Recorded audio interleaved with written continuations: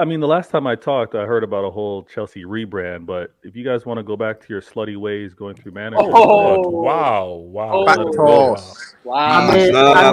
Let Beta speak on it. He didn't pin out themselves. Speak your truth, Beta. Did you know how many times I cried? You know how many times I cried, bro? Every time I see Nagelsmann coaching, you can't call this team a golden generation. There's nothing. Hans was asked, what is a register? I swear he said someone. No way. I knew it. Once is an anomaly, twice a coincidence, 3 times is a pattern, 4 times is juju. That's my saying. So I'm sorry, it's witchcraft is happening.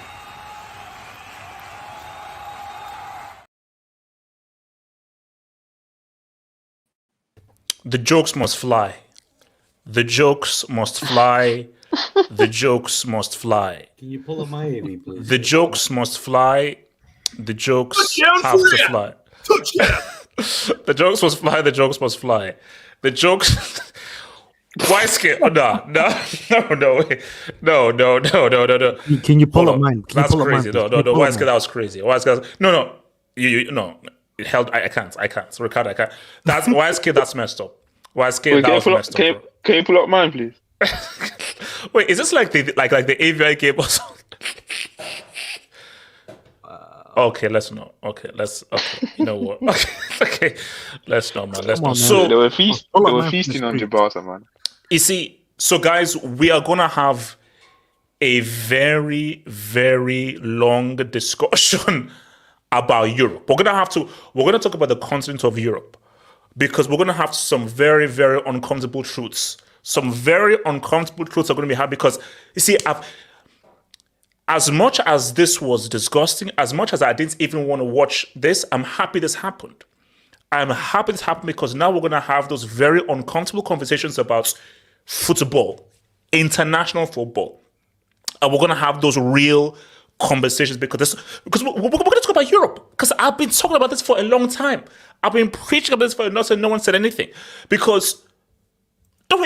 We'll get this. So, guys, we're going to talk about First of all, let's just first get straight. Is Gibraltar a country, or is it an actual country? Yes, it is. Yes, it's a country. British territory. British territory. So, so it's British. So, like Australia, that kind of thing, or no, like British. No. Islands. Oh, yeah, it's basically like Jersey. Islands, yeah. It's in between. It's in between. Like the British Virgin Islands. Okay, cool. Okay, fine. Whatever the case may be. So we're going to talk about the British colony of Gibraltar. So we're going to have a discussion there because we're not going to talk about France. You know that I'm the president of Mbappe. I'm not talking about Mbappe. I'm not giving Mbappe a single dub for what he did. In fact, I'm actually going to insult him and abuse him. But we'll get this. We're going to talk about Gibraltar and Europe. Wait, HH, I have a quick question. Yes, sir. Does Nigeria beat Gibraltar? So the next topic we have. So after that, So the next topic is going to be City and Chelsea. So are City and Chelsea going to get relegated? Are we going to be playing Scunthorpe next season? No chance, HH. Don't worry, my fellow oil brother. Yeah, Abdallah, you will lead the convo. You will lead the convo. Good. You're not worried. You will lead the convo. Yeah. So we're going to talk about City and Chelsea and whether they're going to get cooked. And then, so those are our two main topics. And if you have time at the end, we're going to, Money Mace is going to be heading the last topic. And Money Mace will explain why his 60 million forward is now playing as a left back. So money makes that's your topic. Having a Germany conversation So as well. no, we're not. We're having a Shai Havertz conversation, and money makes will explain to us why his staff striker forward is now a left back for Germany. So guys, it's a full-on show. Maz, you pricks cut the check. Get a meal, get a drink. This is my meal. If you're freaking mini Maz bar. So like the vid, subscribe if you're new. Get your meal, get your drink, enjoy yourselves. Let's entertain you for this Saturday nights because the jokes will fly. And if there's anything you want to add to the show, please feel free to send in a super chat. Those super chats and those dubs is why I can do this as a job and why myself, the panel, and everybody can entertain you and giving you guys the best, funniest, most entertaining football content on the planet. Okay, so let's start. All right. So, before we start, you know, like how in school, like that teacher always said that it's always good to have a visual aid. Like, see, the best teachers, the best lessons, you always need a visual aid because you can talk, but a visual aid is very good for learning and it just helps to encapsulate the information that is coming into you. So I'm going to give you guys a visual aid. I'm going to pull this up. What happened to Gibraltar? Why is everyone talking about? I didn't watch that game. Oh my god. What? 14? Yeah, look at the Streets, tell me if you can see this. Shout out to the streets. Streets, just tell me whether you can see what we're seeing on the screen. I need reaction from you guys in the streets. Tell me if you can see what's on the screen. Crazy, man. Nah, 39 is just so crazy. okay. So remember, guys. So this will be on the podcast. So people who are listening on the podcast, I have put up the stats of the France-Gibraltar game. That's actually crazy. So, damn. France had 39 shots, 20 on target. It's crazy. Gibraltar had 0 shots, 0 on target. Now, I don't think that this context matters. Which is that I think it was in the 30th minute? They had a sending off. No, I think it was earlier than that. It was like 19. Someone got sent. Well, it must have been because they were like 6-0 up by 30 minutes. No. It was 3-0. It was 3-0, and then so so shout out to Ethan Santos. So your boy Ethan. Kenny, that's his name. Kenny, you can't laugh at it. No, I know his name. There's a lot of stuff to laugh at. You can't laugh at the guy's name. So shout out to Ethan Santos. He's got an own goal as well. Thank you. So Ethan Santos actually dropped a 2-piece. So shout out to your boy Ethan. Ethan Hawke drops a 2-piece. He gave us an own goal in the 3rd minute to set the ball rolling. Then said, "Yo, guys, about in the 18th minute." So bro, that's the Ethan name, man. Not yes, Ethan. So my thing here is that it makes for me no. I don't care whether they were down to 10 men conceding those amounts of goals. So they were so how much were they up by before the sending off? 3-0. 3-0. Wow. So you conceded 11 goals. 10 men. That for me, I don't give a damn. That is unacceptable. So here's my because you see, I've got so much to say about this. So let me just say my little bit because there's so much I've got to say because I want to have everyone needs to have their say here. This is my simple thing, and I'll maybe expand when everyone has their chance. Europe, pound for pound, is the worst footballing content on the planet. Pound for pound. Facts. Absolute facts. Because my thing is not, come on now. Pound. No. Because my thing is if you balance off the best and the worst, because for me, the range is too big. It's like when you just look, for me, if a good footballing contest is where there is parity between the best and the worst. The gap between the best and the worst in Europe is horrendous.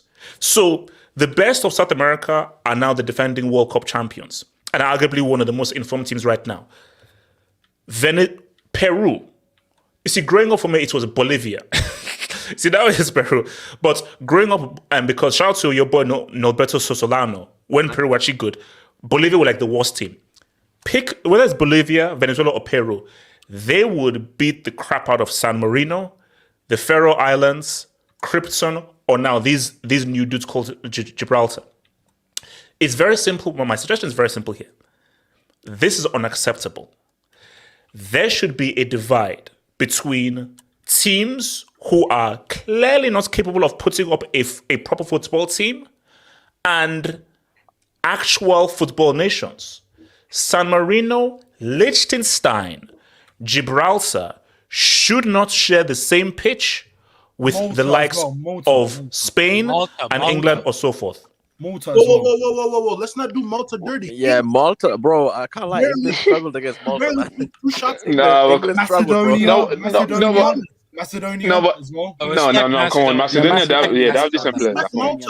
Wait, Okay. So let me come first to YSK Jackson and come to Ricardo. So YSK, how do we avoid this crap? Because YSK, see, for me, now YSK, if I dare hear you put one kobo on the scoreline of this game, you're a very sick twisted. But seriously, YSK, like, how do we avoid it? Because see, I am not of the mindset of I call this the Cool Runnings complex. I don't know whether you guys have seen Cool Runnings. Oh my god! So I call this Cool Runnings complex. Can't do this. You see, my thing is, this is real life, not a Disney movie.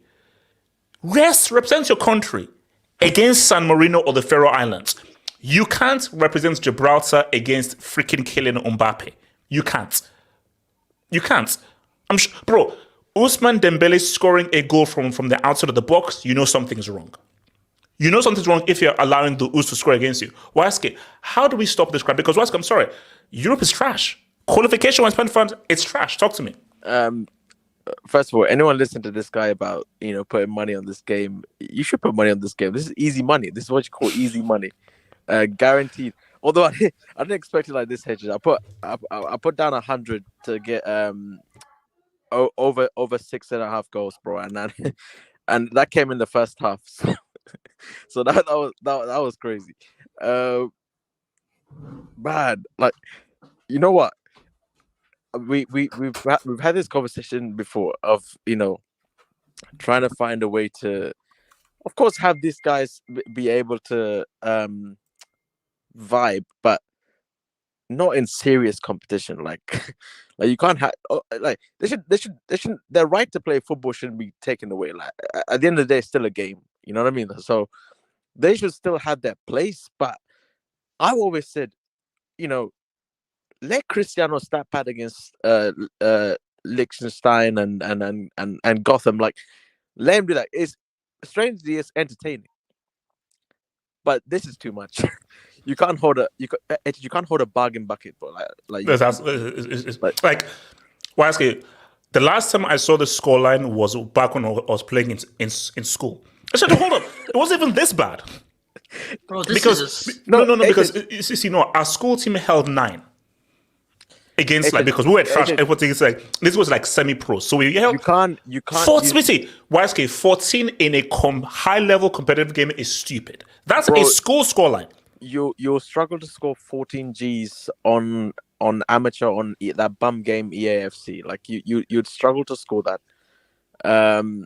This is this part-time lawyers. Like what's going on? Like these guys are.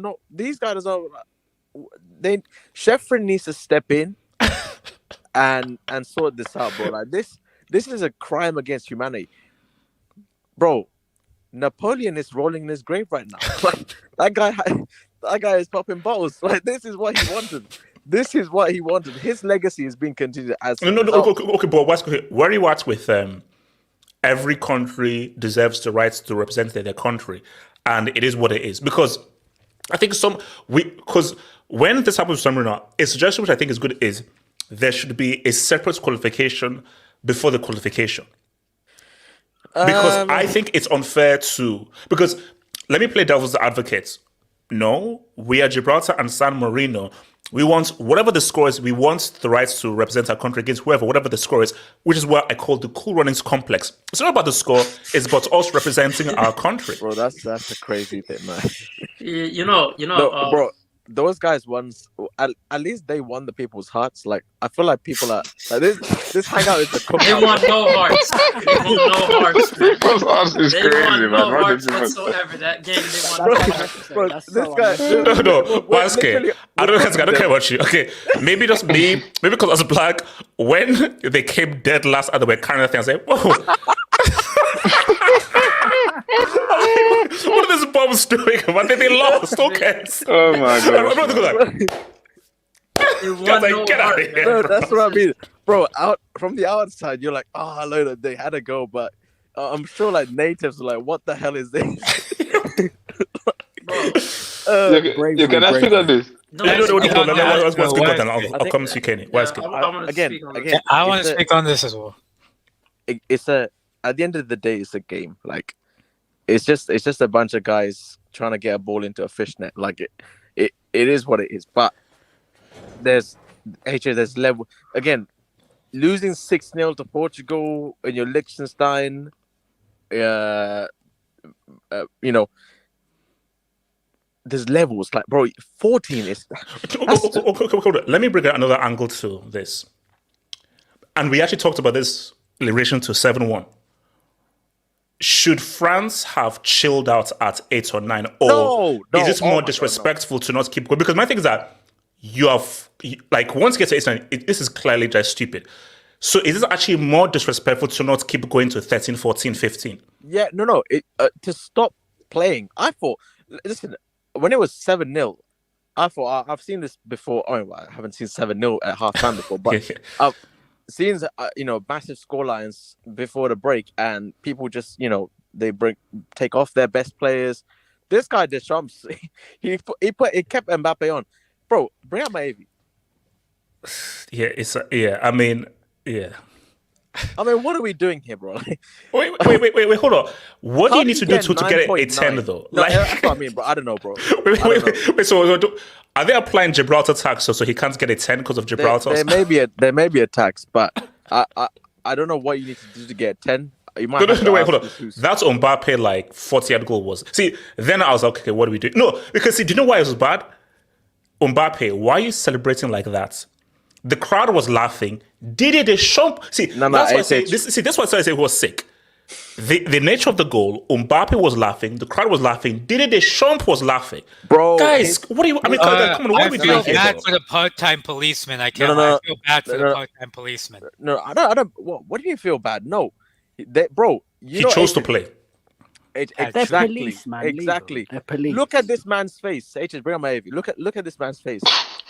You telling me he can't? Bro, this guy was having a time of his life. No. See, that's just disgusting. See, that's messed up. You see, no. You see, for Didier Deschamps, you see, this tells me. Do you know what I think? The bit of this, it shows you the nature of different countries. Germany, I think, would have psychologically chilled out. No. Do you know what I believe?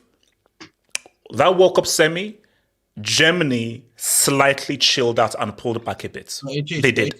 They have Germany has the second most. They put 13 on San Marino. So they put 13 on San Marino. I don't know about the before. No, don't go there. Don't go there.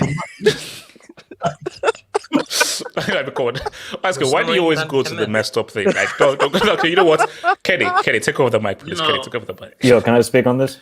Yeah, sure. Okay, Kenny, go for it, Kenny. No, but obviously, I don't know why guys are surprised. Like, let's go like countries like Gibraltar's, like Malta or Liechtenstein. Like these guys, like they don't even like. Let's go. I think they probably have less than 50,000 like population. Like, what do you expect them to do? No, Kenny. You wanna know the actual population is it's 32,600. Yeah, like Liechtenstein. Like, I know about Liechtenstein. Yeah, because I used to live. Man. That's crazy. I used to live in. I used to. Yeah, like. Yeah, let's be real. Like, Luton Stadium. Let's be real. There's probably more people like that was true. Like I used to live in I used to live in Switzerland. Yeah, Liechtenstein is next to Switzerland. The main team of that country is playing in the second tier of the Swiss football. Like, let's be real. Like, it's trash. They don't have a league. Liechtenstein. They don't have a league. Most of this. They don't. Most of these countries, they don't have leagues. They don't have leagues. They don't have leagues. Nah, bro. No, it's true.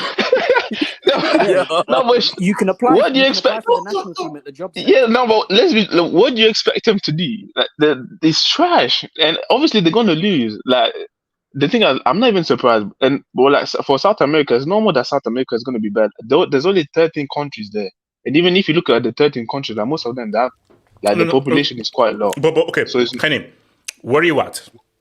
Does every country, however small, deserve the right to represent their country, or should something be done where these teams should not be sharing the same pitch with France, Spain, Germany, and so forth? Obviously, you could do a tournament between them, but probably you would have to take like the FIFA rankings or whatever. But the thing is that they've been there since honestly, there's no need to remove them. We know why they're there. They're the start part teams. Like, they know their roles. No, everyone knows their roles. This is not step at. Know your roles is crazy. This stuff has been happening. This stuff has been happening for years. But even if you remove them, what do you want to do with them? Even if they have their separate tournament, at some point, even the winner of that tournament. No. So there should be like a section of throw in Malta, throw in Andorra, throw in all these guys. Because what you now do is your Malta, Andorra, Albania, all these guys now coming through. And they still get beat, but not to this day. Respect Albania. They're first. Yeah, I was going to say, I was shocked.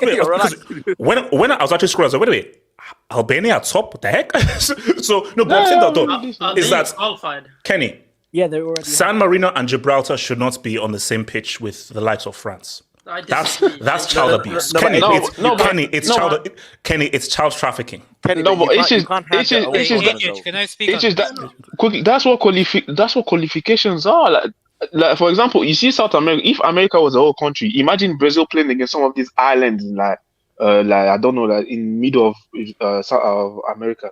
Like, imagine playing against, I don't know, like the islands next to Jamaica and then Antigua and all these places. Like Kenny, Brazil would destroy. Kenny, you can't. No, but it's true.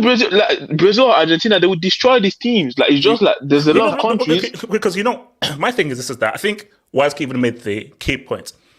Larger issue. This is fishnet ball. So even if they lose 40 or 50, who cares? This is this country against this country. They compete, and that's what the scoreline is. I'm just saying that. You know what I want? The people of Gibraltar, because that's why I use the Cool Runnings complex. Is it a case of this is embarrassing, or is it a case of, bro, as you said, we have like 50,000 people. This is what it's going to be. But I can only speak for myself. For myself, there's no point in these games even taking place. There's no point in even reporting on these games because these games are not even training sessions. They're a joke. 14-0 is a joke. Like, so it's not a competitive game. So my thing though is that these matches are a waste of time. But bro, you can't have like their own tournament. Yeah, that's what qualifications are. Like, there's gonna be some teams that are gonna get beat. Like that's just what it is. That'll be more disrespectful. HH, can I interject? You can't interject. HH, can I interject? Wait, Abdullah, wait a second. For me, if you've got an international trophy, I don't think you should even need to qualify. What's the point? Because you're just gonna. It is. It's the point. Seriously. Yeah, that's a big man. What's the point? Because this is just intentionally trying to just fatigue the players and get them injured. What is generally the point? So, Abdullah, before I drop a two-piece on you, so you have a European competition, and what you want to just see is who is the best European team, which means that this is Europe. Which means that which is the best team in Europe, including all of Europe. Now, we can't have a European competition with every European team. So in order to see who is the best European country, including every single European country that exists, you need to have qualifications. Because we're trying to determine which is the best footballing country in the whole of Europe. Not trash teams against like Gibraltar and flipping Malta. What's the point? You're placing them against flipping France and Germany. What's the point? No, but you said that there shouldn't be qualifications. Yeah, for certain teams. Yeah, what's the point? I do believe. No, that's a two. no, Maybe is no, that but- 2 piece or a 3 piece? That's a two. That's a It's two. a I think it's a 3 piece. Nah,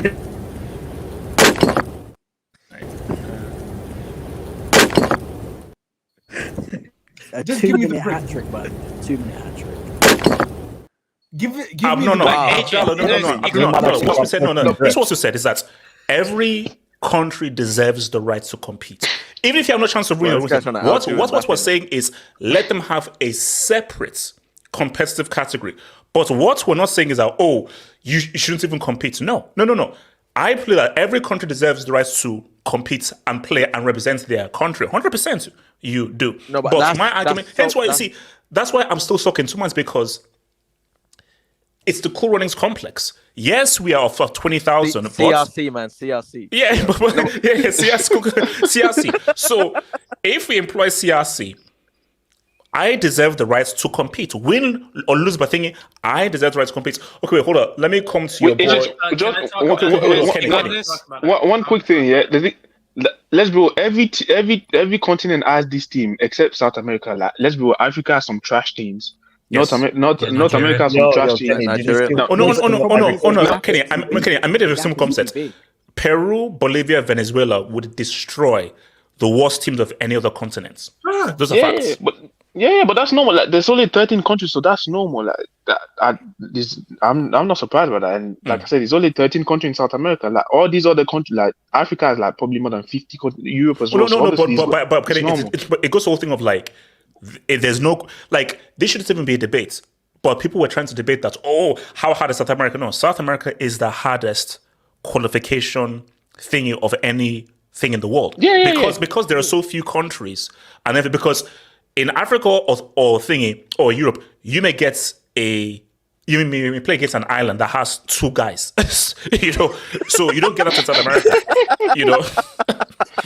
Yeah, that's it, man. I don't want to go next, bro. North and South, man. North and South. You know what's funny? North and South. Wait, AJ, can I say? Wait, hold on. Let me come to AK then to Zeman. AK, what are you saying? I just want to first of all say some names of teams in the Gibraltar Football League. Go for it. Manchester 62. Hold on.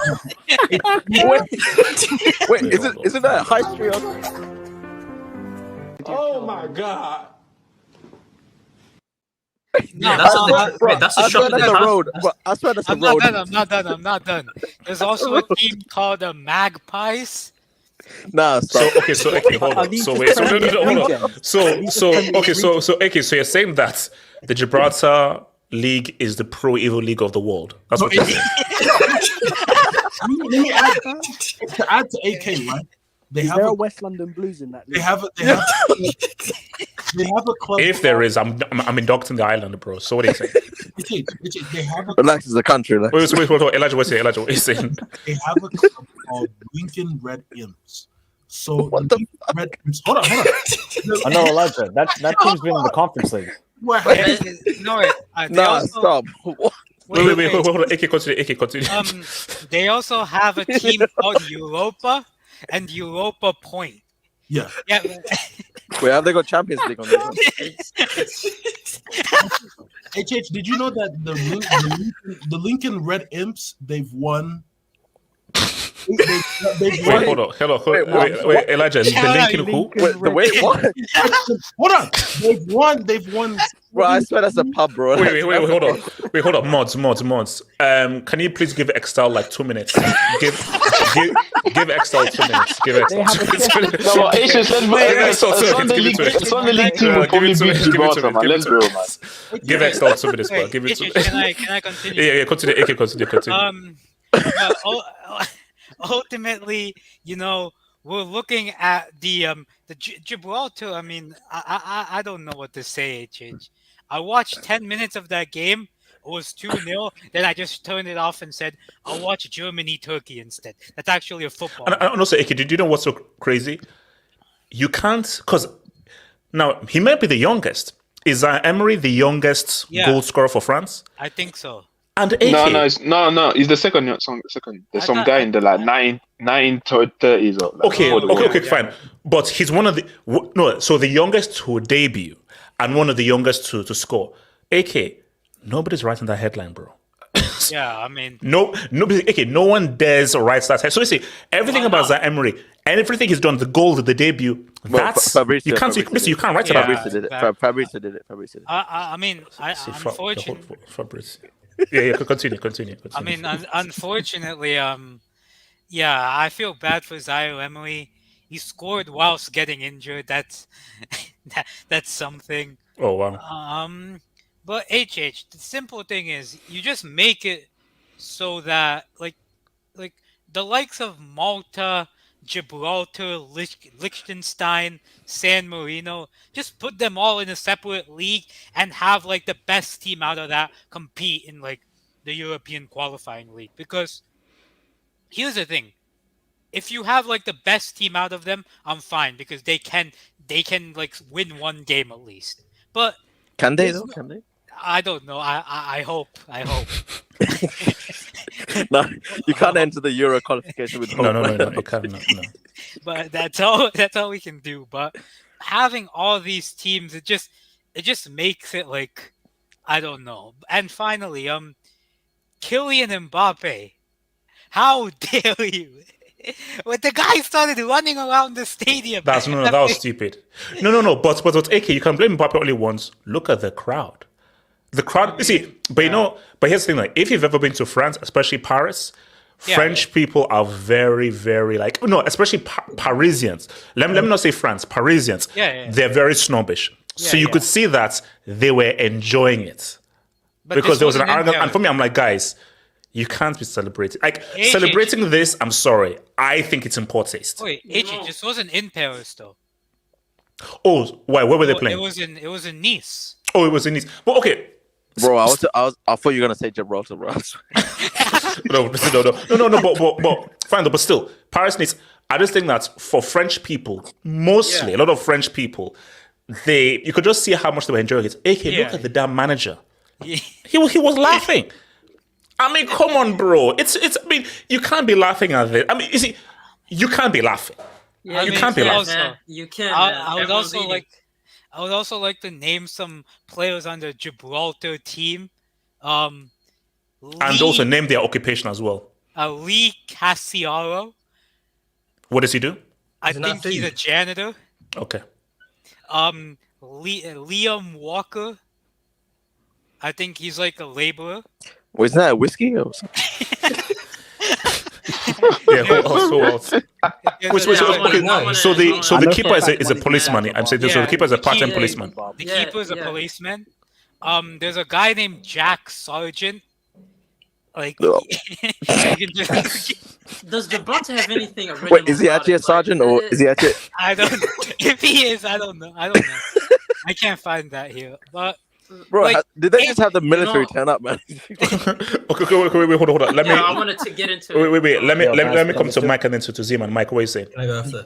Okay, so we've seen a lot of massacres this week. We saw 14-0. I did not pay attention to any football today. I get out of the place I was hanging out at. I was like, no way did I just see 14.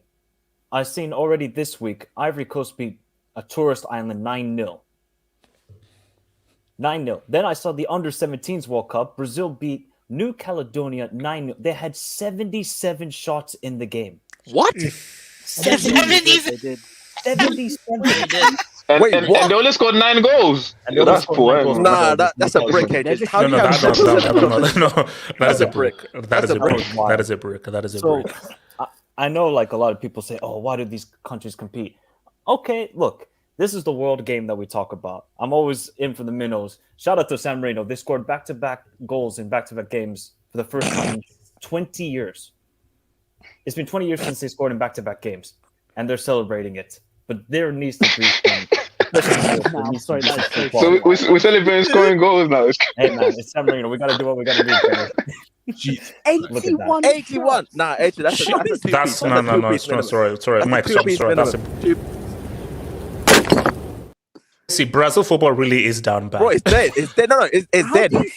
No, Brazil football really, because for me, that's a loss. That's Bro, what I saw. So I don't care what the scoreline was. That's a loss by Brazil. DQ'd out of that game, but they should be DQ'd out of that game. No, the other thing is down bad. No. But sorry, Mike, continue. No, I was just like, there's just such an uneven balance in world football. Like, I think Kenny made a good point. If Brazil was going to play Turks and Caicos in the British Virgin Islands, it would be 20-0. It'd be 15-0. They just cannot compete at the highest level. Gibraltar have no business. Gibraltar, San Marino, Liechtenstein, these guys are bums. They're bums. They should not be anywhere near Germany, Italy. Well, I don't know. Italy almost. Yeah, I mean, it's a bit wild. Yeah. North Macedonia, man. Anybody could get at those guys, man. But I think we're now seeing that, and also in Africa, even Nigeria. They adopted the sort of more group stage idea for World Cup qualifiers. We're probably going to see a 13-0 by some team in Africa. It's going to happen. No. It's like no. Like I think. Okay, Mike. What do you do? Because every country deserves a right to represent themselves. The thing is, that there has to be a pre-qualifiers into that group stage. You cannot have these teams go up against each other. You can't. Yeah, so, but 14-0 is wild. And then I saw Mbappe. So why is he celebrating like he won the World Cup?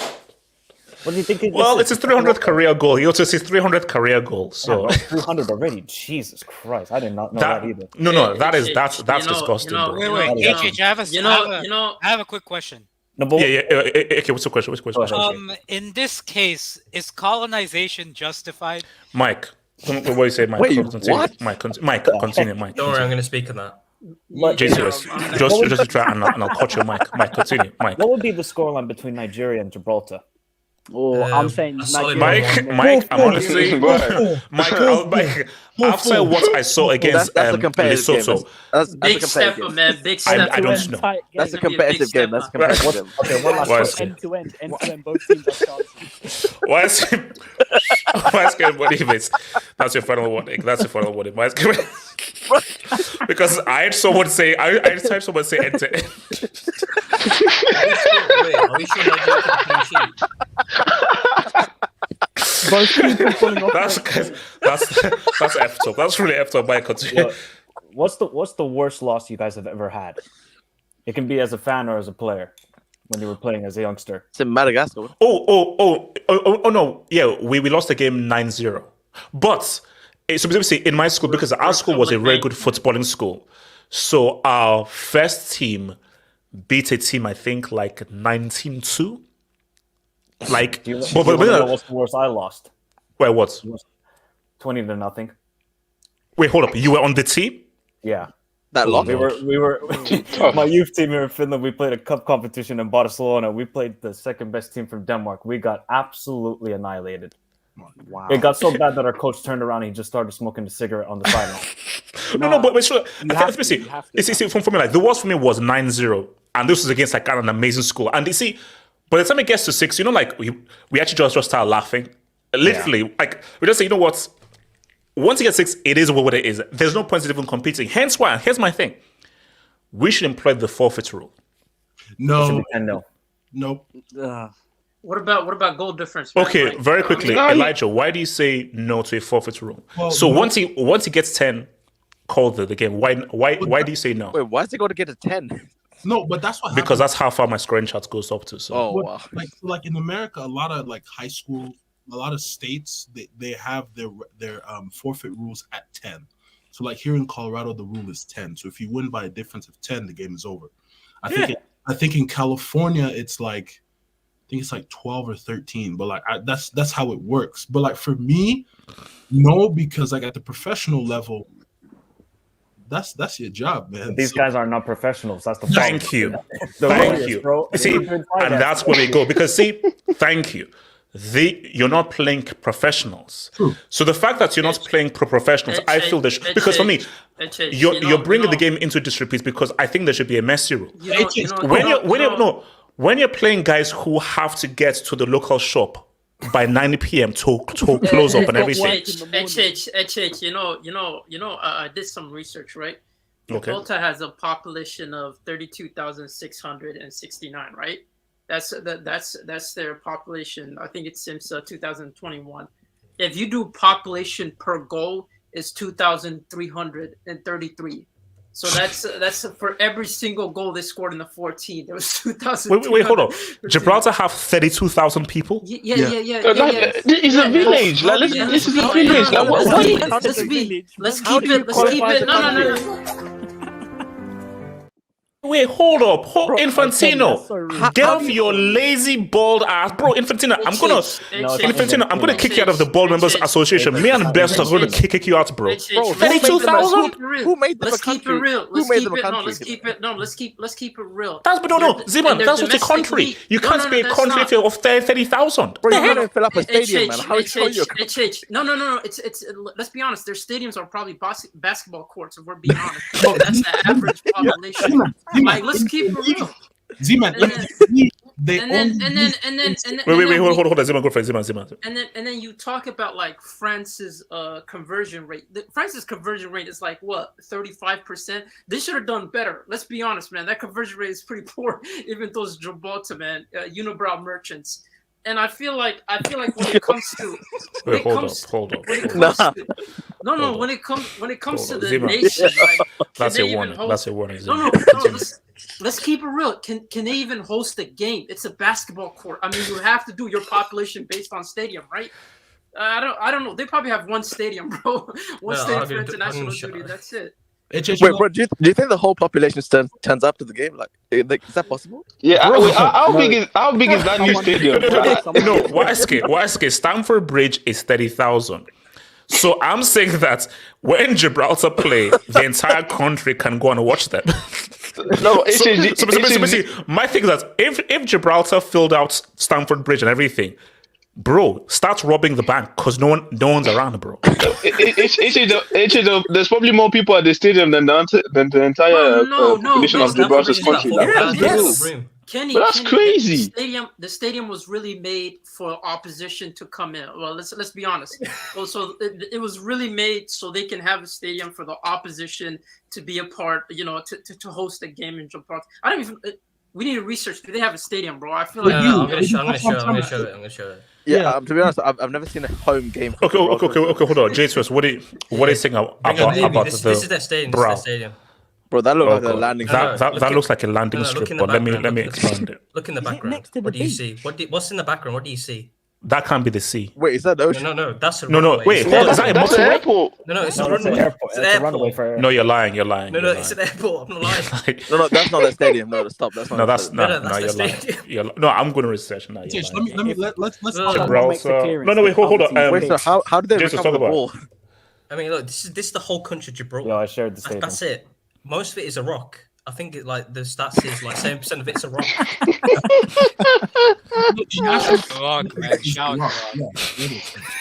Nah, stop. Yeah, this is crazy. No way you could. Wait, is that off the island? Wait. Okay. Let me just say, if the ball, if someone strikes the ball up onto the cliff, does the ball boy need to say what's up? Shout to Braga, man. Shout to Braga. If you're a ball boy in Gibraltar, do you need to also have abseiling skills as well? The guy's got to chase after planes, bro. It's in a landing strip as well. So basically, if you're a ball boy, you need to have abseiling skills, rock climbing skills, piloting skills as well. We are dodging planes, man. It's crazy. This is sick. This is disgusting. James, continue. That's a great second stand, though. The mountain. James, continue. I mean, AK was hitting on something like.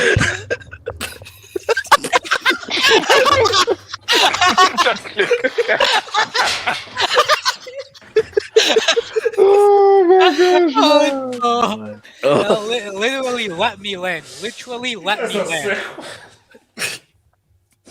Bro, that place is not real, bro. Ain't no way. Somebody said OSHA certifications, man. That's crazy. Yo.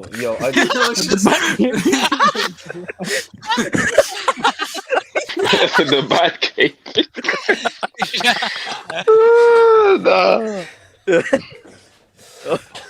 Oh my god. So these guys are playing in Bruce Wade's back garden.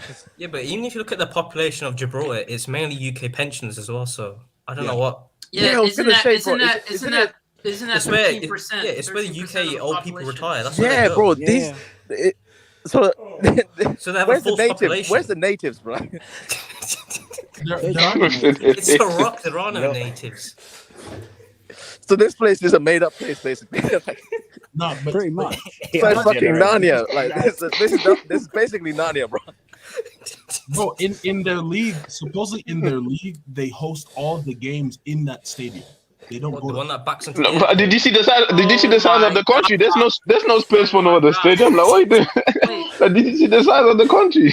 Are you telling me they do 8 aside and the person that scores a goal has to shift with the next team? It's roll on. Bro, when the half of your country is just a mountain, bro, where do you fit another stadium? Yeah, like, there's no space. There's actually no space on this island. Oh, that's crazy. Bro, build a stadium inside the mountain. Indoor football. You're a kid and like you kick the ball like past someone's fence. You have to go collect it. So if they kick it onto the runway, does the person have to go collect it who kicked it over? Like You got to tell the understand. players to start. Bro, the runway and then it's the ocean after that. So you got to know how to swim bare minimum, man. Like I can't be out here. Are you telling me the ball boys could be a triathlete, basically? Yeah, he has to, bro. He has to. And they stop the clock every single time he has to collect it, man.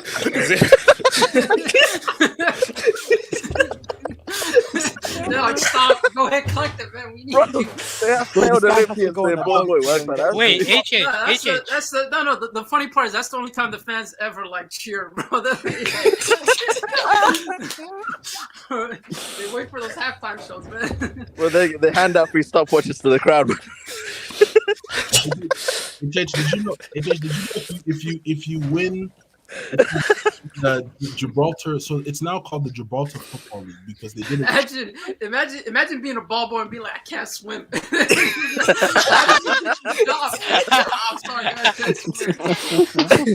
Bro, you have to climb the mountain by afraid of heights. Their league has, I was talking about the Lincoln Red Imps. They've won 18 out of the last 20 league titles. That's a real farmers league right there. That's a real farmers league right there. And then, did you know if you win their league, you can still qualify for the Champions? Okay, wait. Okay, real quick. So this may be rare. If the only ball that's in use goes onto the runway as a plane is landing, does the ball boy need to still go and get that ball? Yeah, 100%. 100%. That ball's gonna get sucked up in the engine. Bro, let's be honest. He's probably the highest paid ball boy ever, man. Like he has to be trained for that, man. Yeah, that is. It's gonna be a triathlete, bro. I cannot believe we're having a Gibraltar cookout. There's no excuses. Bro, you know how construction workers have to get certification. This guy has to renew his certification annually, bro. That's like 30 different certifications. Bro, he needs a license, man. He needs a license.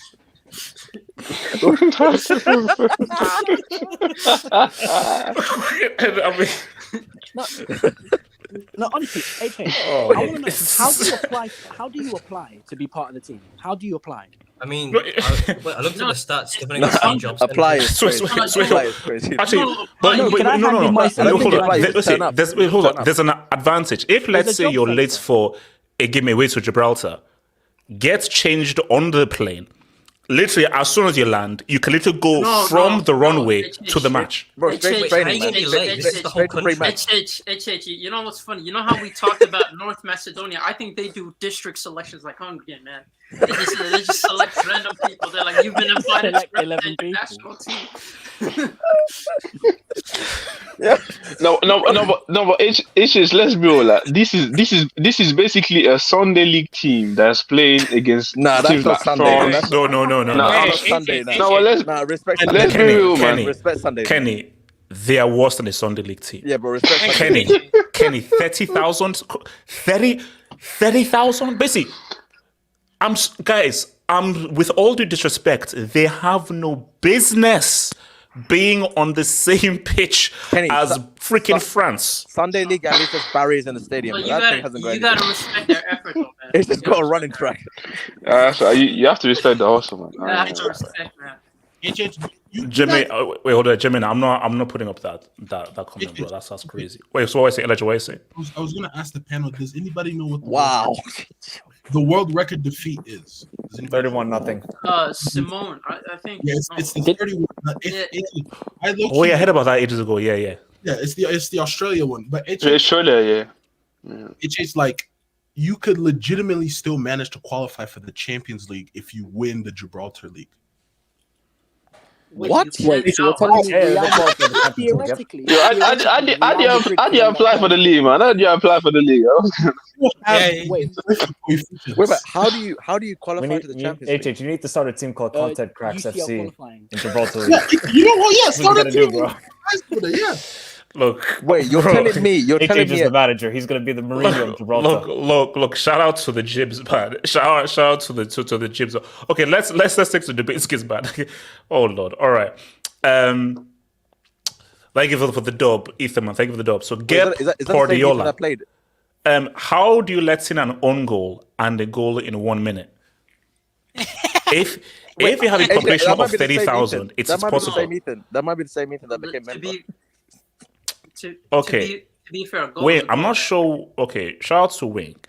Kai switches positions more than adult film stars. Okay. Left back Havertz and left back Havertz. You know, that's Wink. That's Bibo. Welcome to be a member. Bro. F2 member for 20 months, man. Thank you, bro. HH should be playing for Nigeria right now. I'm not. Who told you I'm 42? Who told you I'm 42? I told you I turned 20 next October.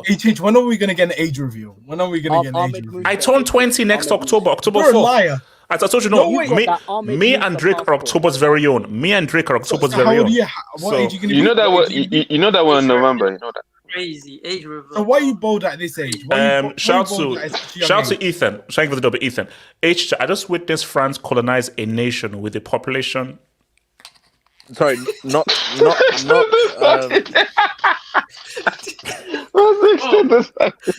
that population is extra hot, man. Let's be honest, bro. Yeah. The extended family is crazy, man. That might be double the mark, I can't lie. Yeah, that was disrespectful. He's not wrong. Wait, HH, of an extended family in real. No. HH. In context, bro, I am sure that there's an extended family that have about 20 or 30,000. 30,000 is nothing. 30. That's a village. But can we give respect? Towns have at least like 60,000, 80,000. Guys, hold on, bro. That's a village. Towns are much bigger than that. Towns are what's the population? population? Towns are bigger. I think towns are like a mil. Basically, I think it goes country, city. Is it town and then district? What do you district? Where you get district? Drop the brick. County. Yeah, it's county. Yeah, county. It's county, then city, then so town. Basically, the lowest denomination is village. No, it's. I think it's Lagos. You don't just give it's straight. Basically, Mbappe and Deschamps, you were laughing at a village. You are laughing because you scored against the village. You're a country, stroke an empire. Shout out to your boy Napoleon. Are they the first nation officially to get colonized twice? Okay. No, HH, you know what's actually funny? You have more subscribers than Gibraltar has population. That's what I was gonna say. No, don't. That's true. That's crazy. That's crazy. No, that's That's a good. So shout out to Ilko. This is Cristiano's international legacy. Okay, see, I didn't want to go here. No, we're not doing this. I'm not doing this, bro. I am not doing this. I respect Ronaldo. Has he played Gibraltar? I respect Ronaldo. I am doing this, bro. Wait, is that Napoleon? No, it's Christopher Columbus, bro. Bro, Napoleon is a midget. Come on. How do you tell height from the Apparently, clown? Bro, you can. bro. Like midgets Nah. are. Wait, okay, no. Okay, no. Nah, Okay. it's 'cause No. you- I did. I did it. I shut up. I did nothing. No. I was. No. Basically, I was doing like like swimming. I was doing like swimming. Like what's like? It's like breaststroke. What? Like that's how you. That's how you swim. Nah, this guy's drowning, man. This guy's drowning. Breaststroke. I was doing breaststroke. There you go. That's called drowning. That's called drowning. So no. Okay. That's doggy paddling. Here's my thing. If I speak, I'm gonna get attacked by Cristiano Ronaldo people. He has not scored against Gibraltar. Oh, by the way, come on. Wait, no. Elijah, has he played against Gibraltar? No. By the way, No. Your comment on her versus Beyonce, like you were right about that.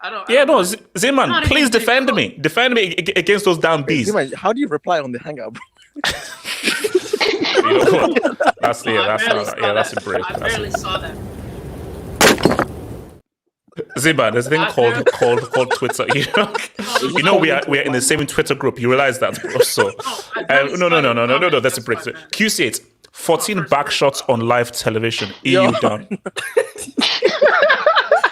That's a yellow. That's a yellow. That's a yellow. Commentary. No. QC, that's a yellow. Most please keep in mind. QC is on a yellow. That's a yellow. That's a yellow. Back shots is crazy, man. It's crazy. Okay, I don't. Oh, this is wild, man. Blaze say, considering Kai's clean sheets numbers, left back makes sense. Wow. See, Blaze, that just blew the belt, man. That just blew the belt. Was he positionally playing left back? Left back. Shout. No, we'll get there, bro. Kai right now is now a left back. That's what it is. He's now a left back. Shout out to your boy J Jokin, member for 30 months. So they showed porn on live TV. #Brazers, bro. Wait. This was beyond pornographic. This was beyond pornographic. That's what I was saying. What's that? Obviously, we know most of France is a. Whoa, Kenny, let's not go. So let's it's not go. black then. Let's not go. Shout out to Anissa Kate. Shout out to my girl Anissa Kate. Shout out to the goat Anissa Kate. Sanjeev Khanna, thank you for the dub, Sanjeev Khanna. I'm a French fan. I'm disgusted by what we did. Deschamps wanted to beat a record and he gave the go-ahead to this distasteful score on sportsmanlike. Let's stop here. Wait, if you're why? No. Let's no. I wanna wait here. Why is there a union? Is what France did on. No.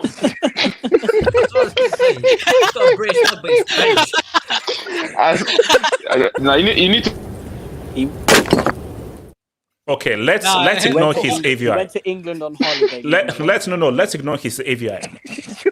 Is what France did, was it unsportsmanlike? No, that's what you're supposed to do. That's sportsmanlike. No, like yeah. Wait, no. Okay, Kenny, let's talk. It seemed that's clearly greatly inferior to you, knowing that you are way superior to them. You're saying it's not unsportsmanlike to just keep on going. No, that's showing respect. You respect them. Like if you beat them properly. Like what's this? Like you came here. Okay, hold on. Wait. Let me create something, Kenny. So let's say you have a younger. Let's say you have a really young brother, like 5 years old. He's never played. Hold on. He's never played FIFA in his life, ever. Yeah. And you are a pro FIFA player. Let's say you're ranked like 5 in the world, and you play him on FIFA. If you're not beating him 8-0, are you still? Oh no! I am showing respect by 14, 15, 16. Knowing that this guy is a novice. He's never played FIFA before. This is the first time he's played a video game before, and you are a pro. Personal problem to me. He doesn't matter. Hold on, Kenny. He does. I did that from my little cousin sometimes, like, because they talk like, yeah, I can be. If you want to play me, I'm gonna play like I play everyone else. So I'm not going to go easy on you. No, hold on, no, Kenny, no, wait. Should you? Okay, so Kenny, you will play your younger cousin the way you'd play a pro player that you know is as good as you. You will play them the exact way. Yeah, bro. Yeah, obviously not. The focus is probably not going to be the same, but the intent is going to be the same. No, Kenny. The intent is still going to be the same. No, but let's be honest. No, but obviously You can't compare a FIFA game No, to a the whole professional point, football yeah, game. and plus, the whole Bro, point the is score you're was trying to teach him 14-0. about It life. was 14-0. You're trying to teach him about life, man. If he wants to come up against you, you have to, you have to give him that I 30 said mil. life. Okay. Zeman. So Zeman, you had no issues with the way France were celebrating scoring 13, 14 Bro, goals. a goal is a goal, bro. If No, Zeman, making context your- matters. Context matters. Okay, Zeman, context matters. Context matters. If you Keep scoring goals. let's say you're the 17-year-old that's making your debut, you score. I don't care who the hell it's against. I'm gonna celebrate. If I'm Mbappe, I'm one. No. Zeman, that's the difference. If you're Zaire Emery, 100% celebrate. If you're Mbappe or you're Didier Deschamps, how are you celebrating scoring 14 goals against the Village? You saw that Mbappe goal. I'm gonna celebrate. That was a great goal. Hell yeah, I'm gonna celebrate it, fam. Like, he scored from 40 yards. Like, yeah. He scored against the policeman. Come on. Yo, I don't care if it's Can you a please tell these guys? Can you please tell these guys? No, but HH is still a 40-yard goal. Context, guys. Streets. I'm sorry. Context matters. You see, for me, I am not gonna. Me scoring that goal against Courtois isn't going to be the same as me scoring the goal against a policeman. No. But HH, you got to think of it this way, right? You got to think of it this way. I'm here to break the record, right? I'm trying to be the French top goal scorer. And if teams like this come up, I'm gonna snap it. I'll tell you what it's like. Okay, wait, hold on. Okay, wait, because I want to hear Money Mace. Do you agree or disagree with this whole unsportsmanlike thing? Where are you at with this, Money Mace? No, I agree with scoring goals, but you don't celebrate the way they did. The celebration was embarrassing. At that point, it's embarrassing. But you keep scoring goals because it's professionalism. If you stop, it's almost belittling the other team. Like, no, see, I am willing to agree with Money Mace because Lam at halftime they were discussing that. Well, what do we guys do? And Lam actually said that no. It would be much more disrespectful if we pulled back because we're playing in Brazil. So Lam said that at halftime, we felt like, no, we have to keep on going and fully play it because it would be more disrespectful if we just sort of took it easy because we didn't want to embarrass Brazil in Brazil. No, it's a World Cup semi-final. We are playing Brazil and we keep playing until 90 minutes. So, yeah. 100%. It's once you start to be a competitive game, it is what it is. But it's a celebration. I'm sorry. Yeah, you can't be celebrating when it's scoring for the 13th or 12th goal against the Village. That's stupid. Yeah, have some shame. No, bro, it's football. What do you want? Wait, hold on. Elijah. I'm gonna say there's been instances in both men's and women's World Cups where teams have been battered like this. I come from a country that lost 9-0.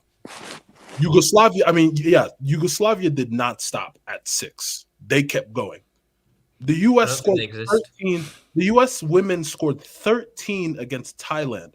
They did not stop at 9. It's better to keep playing the game. Maybe not score. Maybe score. Wait, Thailand men's or women's? Women's. They lost 13. How can you prove it? Nah, that's a yellow. Why is Rapinoe had a 4-piece. For YSK. Okay. It's not only men's and women's. Wait, hold on. Let me quickly. So, shout out to your boy Nemo. Z-Man, relax. This is why small South American countries like Guyana, Suriname, and French Guinea are in CONCACAF instead of CONMEBOL. Europe should take notes. This is true. That is one point. But when you also think about it, CONCACAF has qualifiers before qualifiers. Yeah, that's the same. And for me, it makes sense. For me, there should be a qualifier before the qualifier. There has to be a qualifier before the qualifier. You have to have that. Asia does the same thing. There was times where like Iran beat like Cambodia like 19-0. That's why they instituted. Come on, bro. So shout out to Jay Jokin. I can't read that out. I can't read that out. I can't do that. The second one. All right. Yeah. Thank you for my money. Yeah, this isn't gonna last for 4 days. Wait. Is Lena the guy from? Is it the girlfriend of No Jumper? 22's wife. Yeah. You said that hurt for 4 All days. right. No. Let's go. Father Alvaro. He doesn't know. Congrats on 300 goals total. Soon to be 400 in Europe. Oh wow! You see why? Why would you say that? Bro, that 300 is so QC8. 42-year-old policeman dictating the build-up with.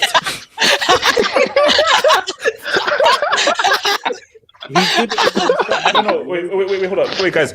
You know, I think there was actually a picture at the end where it was Mbappe and the keeper. What were they discussing? Like, what was Mbappe saying to him? Swapping shirts. What's the best? The stop and settle. Well, you Can can I put your, I want to put your shirt in the What's your next case? Wise, you know that's a potential red. You know that's Wise. But I will not repeat what you just said. Miguel Rabines. Didn't Australia beat so America Samoa 31-0, which ultimately led to them that's why they head to the Asian Federation. Yeah, that's why they went to AFC, because they just got way too disproportionate. They went to a qualifiers where they scored 100 and some goals and did not concede. Yeah, there has to be some level of parity. When it is so lopsided, you have to. It's like, bro. You have to include a qualifier before a qualifier. Yeah, you have to. So guys like American Samoa, guys like Gibraltar, and these guys, I'm sorry, they shouldn't be, because it's unfair. It's unfair. Like it's you're not even having a game, because even in the qualifications, it should still be some level of competitiveness. How do you determine who goes in a set 8 group? Like, is it through the rankings? It has to be. Yes. So basically, like the bottom 10 or 20, you're all in a grouping, and you hope that team that is like top of that bottom 10, they now come through, and they'll get destroyed 6-0, 7-0. But we won't be seeing 10, 11. So basically, what we want is this qualification, you'll be seeing 6-0, 7-0. We won't be seeing 10 or 11. It's just what you want is for all the trash teams to play against each other. Yes. So that one of these one trash team is going to take the pain of all the trash teams. Yes, Kenny. Yes. There's a. It's called taking one for the team. There's a no 2-digit. What is it, bro? You can't have 2 digits in the scoreline, bro. In the middle of the game, bro. Ain't no way, man. But okay, shout out to our father Alvaro. Wait till Christina discovers this unclaimed rock. Oh. Did you know that bro? I told you right there, guys.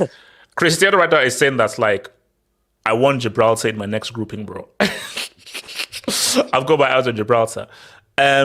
There's clubs called Manchester 62. Please tell me there's only a club called Magpies. I'm begging. There is. Magpies. One team. Do they wear black and white? Wait, is that but it's just that's basically is a UK used to be a UK colony, so I'm not surprised that these are the names of the No, it still is a UK colony. Yeah, but it's still part of it still is. The full name is Bruno's Magpies. Shout out Charlie, man. Shout out Charlie. Bruno's Magpies. Bruno's. Yeah, the full name is Bruno's Magpies. AK, who is Bruno? Bruno G. Sure. It's fair. What happened to Czech? They used to play finals and semis. Oh, they're just trash now. They're just bad. So the days of Milan Baros, is it Jan Kola, Czech, Nedved, Rosicki, they had a team. Those guys had a team, but they just trash now. Now this is weird. RDS. Nigeria will still find a way to. Do you know what? I don't want Nigeria to ever play Gibraltar. You see, after what I just saw, I don't want the embarrassment. I don't want the embarrassment of Nigeria having a 100 against Gibraltar. How do you pronounce that team's name? Which team? The team that Nigeria played against. Yeah. No, it's basically it's South African. I just said so. It is. I think it's Lesotho. The H is silent. Lesotho. It's not. So basically, I was saying it wrong. It's Lesotho. Wait, so the client is spelled No. They're an enclave. They're not a country. They're an enclave. That's what I mean. It's a country within a country. So it's sick. Look, it's sick. Yeah. Eiffel Discovery. HH explained England only beating Malta 2-0. We have to have an MBE conversation. Rashford. MBE got pocketed by a guy from feeds Malta. the kids, man. No significant strength, man. That's crazy. He's beating the kids in Malta, man. Wait, hold on. I was fair. I scored 8 goals and 1 assist and lost the game 9-10. Huh? That's a brick. I'm sorry, that's a brick. Wait, how's that possible? He got the 9. Oh, he got the 9 goals. 8 goals. Yeah. 8 goals. 1 assist, 9 goals. And he still lost the game. Bro, That's a brick. That's a brick. That's a brick. I'm sorry, you didn't get. HH didn't even get How that, do you man. not get How it? do you not get Yeah, I didn't get that. Bro. Wait. Also, Average fair. He's high scoring. No, you're lying. You scored 8 goals in a game. That's not that crazy. Like I average. can't lie. Well, actually, it depends. Was it against kids? And you Whoa, were like, pause. Yeah. No, there was no need for that. No, come on, there was no need for that. shit. Albert Cardenas, man. Thank you for the dog, man. Albert Cardenas. Missed last stream. He's gonna do a core. This is my formal resignation from Peru. I still have USA, and the Chelsea legend who gave them a UCL will give me a World Cup. So, guys, Peru, I think they have got 0 points and they've scored 0 goals so far. And Peru is a country where Peruvian fans with a Peruvian jersey had Messi on the back. How do you have a Peruvian jersey? At least have an identity with Messi. Peruvians with a Peru jersey had Messi on the back. Wait. And we're chancing for Messi during a Peru-Argentina game. It's a cost Wait, factor. HH, has the juju worn out on Messi? Is the 30 days over? Oh, that's true. Maybe it has Is one it out. over? It must have gone on. It must have come out. Oh god, here comes this clown, man. Half hope snow bunnies. Benzema came looking for 15, but not okay. Wow. That's crazy. Nah, that's half hope snow bunnies. Mbappe penetrated the country with okay. All right. What? No. Let's keep it. Josh Roden, send Man City and Joseph. You know what? Josh, that's sick. Nigel Cardoso, what's the score? Nah, guys, relax. Guys, relax. Guys, relax. Let me tell you what's going to happen. Don't do that. YSK will start doing spinneroos because it's easy. We'll be winning 2-0. Last 2 minutes, it'll be 2-1. Last minute of the game, and 7th minutes, someone is going to give away a foul, and then we'll then basically draw 2-2. That's what will happen, bro. Knowing our luck, man. Bro, why did you go with your Anthony treatment, man? Alien Hope Thanos Society. 7 in the first half and 7 in the second, and Chelsea in Division 2. #balance. Facts. These are facts. All right, you know what? Shout out to Kelvin Tahiro. Oh, here we go. When I saw Dembele in the lineup against AC Milan, I was scared until I realized it was 2023, and it wasn't Musa Dembele, but that scrub teabag from Prison Break. Yeah, that one ain't cool. Kenny, do you want to decipher this? When is it? Okay. Shout out to Ilko. Speak HH. X. What? That is horrible. Okay. Okay. Let's keep it moving. Just 3. It's not the same as 7-1. These guys are not. No. 7-1 is still the most disrespectful scoreline of all time if you use context. What do we think the score would have been if actually Germany tried in that second half? 10-1? 10-1. Double figures. Yeah, easily. double figures minimum. Yep. Yeah. No. You know, there are still people that are angry that Ozil missed that chance in the second half. Yeah. But but I think, if Germany, if once it got to 9, I think Brazil starts fouling guys, I think. Or there'd be a fight. If it got to 9, I think the game would have been stopped. But that would have been fans would have invaded the pitch. They would have. Bro, in Brazil, you'd be stupid not to. If I was in that stadium and I was Brazilian, bro, I'm doing the pitch. Now, do whatever you want to the scoreline. This game is not. I am not going to watch Brazil lose by a double figures in Brazil. Hell no. So once it gets to 9, invade the pitch. Shout out to Kelvin Tahiro, man. PSG's owner speaks like he just swallows a Longman dictionary. If you were in a plane with him and he's a pilot and the plane is going to crash, he would say, "Everyone prepare." Okay. Wait, I don't. Kelvin, you're actually doing really good. Yeah, I think that was horrendous, man. That was Let him horrendous. cook, man. Let him cook, man. Let him cook. Nah, I think that meal is done. No, it's- Okay, so Kenny. Kenny, I'm going to come. Oh no, actually no, Abdallah. Let me come to you first, Abdallah, with this man. Oh yeah. Yes, So- HH. Here I comes don't a want- break, man. Here comes a break. Okay, I'm Okay. No. Okay, Abdallah, let me set the stage. Let me just set the First, stage. just 1 second. 1 second. I just got laughed at by my friends. Yeah. Regardless, I got mocked. So whatever you're gonna say to me and cuss me, give me the brick door already.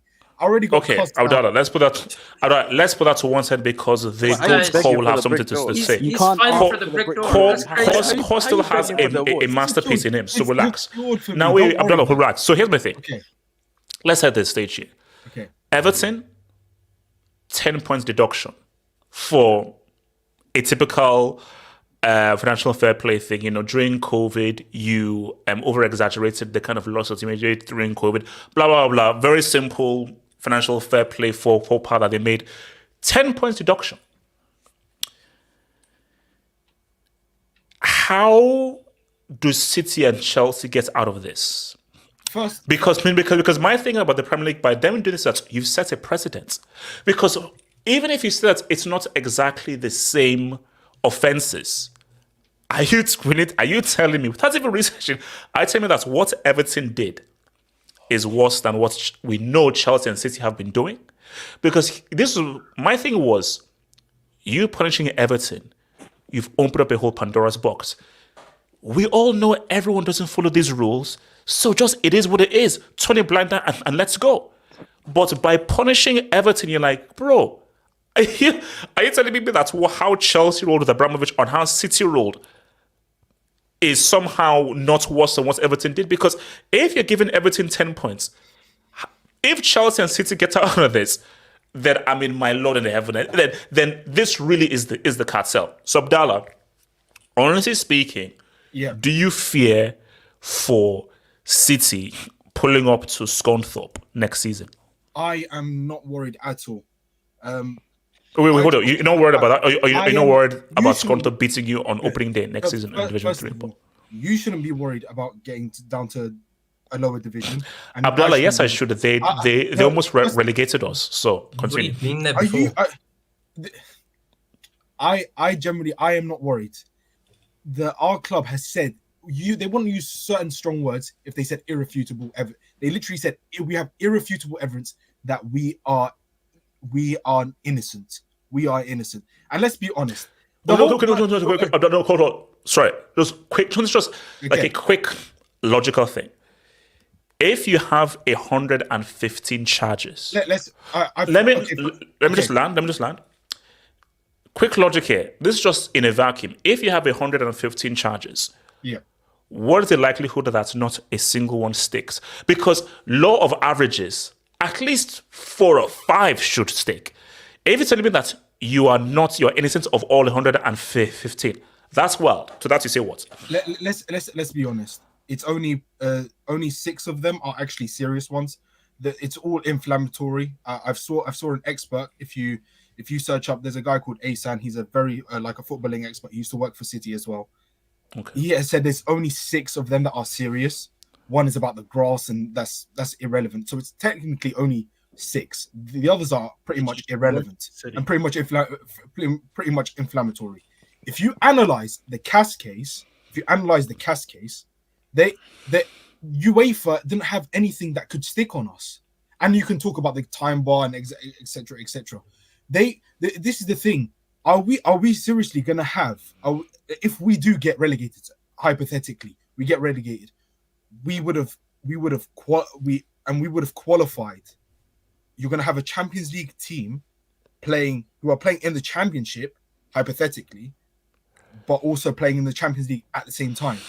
Is that really? How's that gonna make sense? How's that really going? Wait. No. Hold up. No. Wait. No. If you get relegated, how do you play the Champions League next year? If you win it.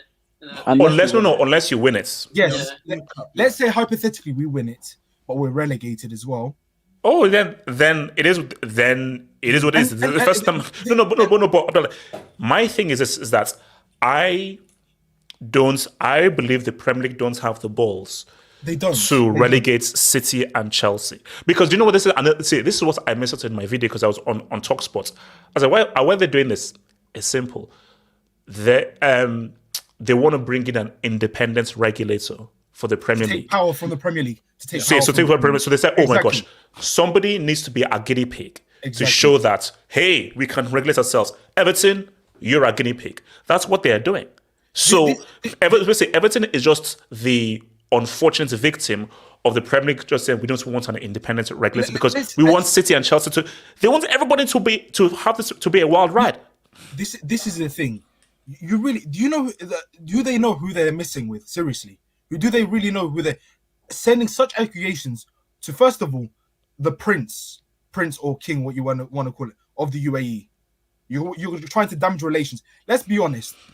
The Middle East basically run England. Basically run England. It's Qatar. It's the UAE. It's all the other Middle Eastern countries. They rely on Middle Eastern monarchs. You really think the government are really going to? No. But from Everton's point of view, though, you have to be pissed off. If let's say because I believe this is going to happen. So let's say that because they're going to appeal. Let's say the 10-point stick. It'll be 5 and they have the 10 points. It'll be 5. And then Everton, but they don't punish City and Chelsea. If you're Everton, you're like, wait, what the hell? This doesn't make any sense. And everyone else in the league will be like, I'm sorry, how do you punish Everton for what is pretty much a similar offense that Chelsea and City have both done? Where financial experts have said, bro, looking at this Chelsea City thing, this is far more extreme than what Everton did. This is the thing. I saw a report where it says other clubs, excluding City and Chelsea, are worried about themselves. They're shaking in their boots. I'm just paraphrasing. They're shaking in their boots. No, it's every single team has done a bad thing, but they just haven't been caught. They haven't been caught. Every single club in this league. They're not clean. I saw a conversation between Liga and Rants. They were speaking facts, and I advise you to look back at unbiased. And I don't. People are praying that we get punished and get titles stripped. So what happens? You can take the trophies away, but you can't take away the memories. You're gonna have a parade of all your titles. What, 10 years down the line or 5 years down the line after it happened? Really? So, they won't take the title for Abdallah. Also do a parade. Abdallah, memories aren't good enough. I want those titles. Bro. You can't take away the memories. Crazy, bro.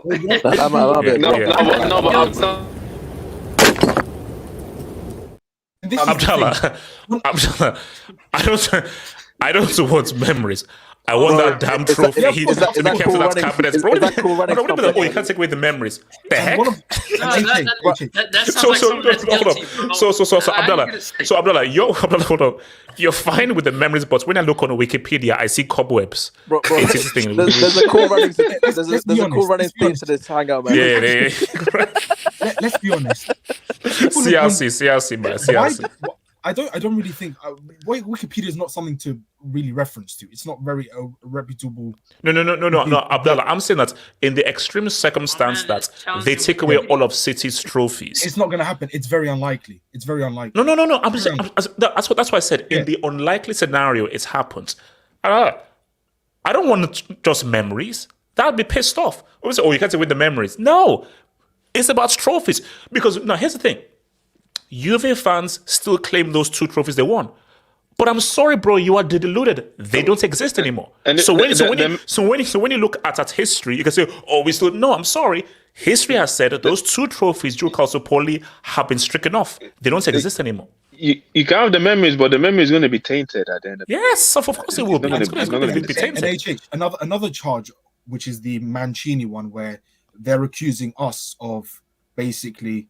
What they're basically accusing Mancini of is basically tax evasion. It's technically tax evasion. Yeah. So then the taxman and the authorities in Italy would be at Mancini's door. And he's categorically said it. He was paid legally. So why isn't the taxman of course he's lying. Legally. So what the taxman's not after him. the Italian authorities aren't after him. The British authorities aren't after him. So, Abdallah, the Italian authorities have their hands full with who? Juventus. Well, Juventus. What's the name of that? And they don't have time. Gambling tax. Okay, wait, hold on. Let me bring it. So, Kenny, you know Abramovich personally and so on and so forth, and everything. He's like a personal friend of yours. Are you worried?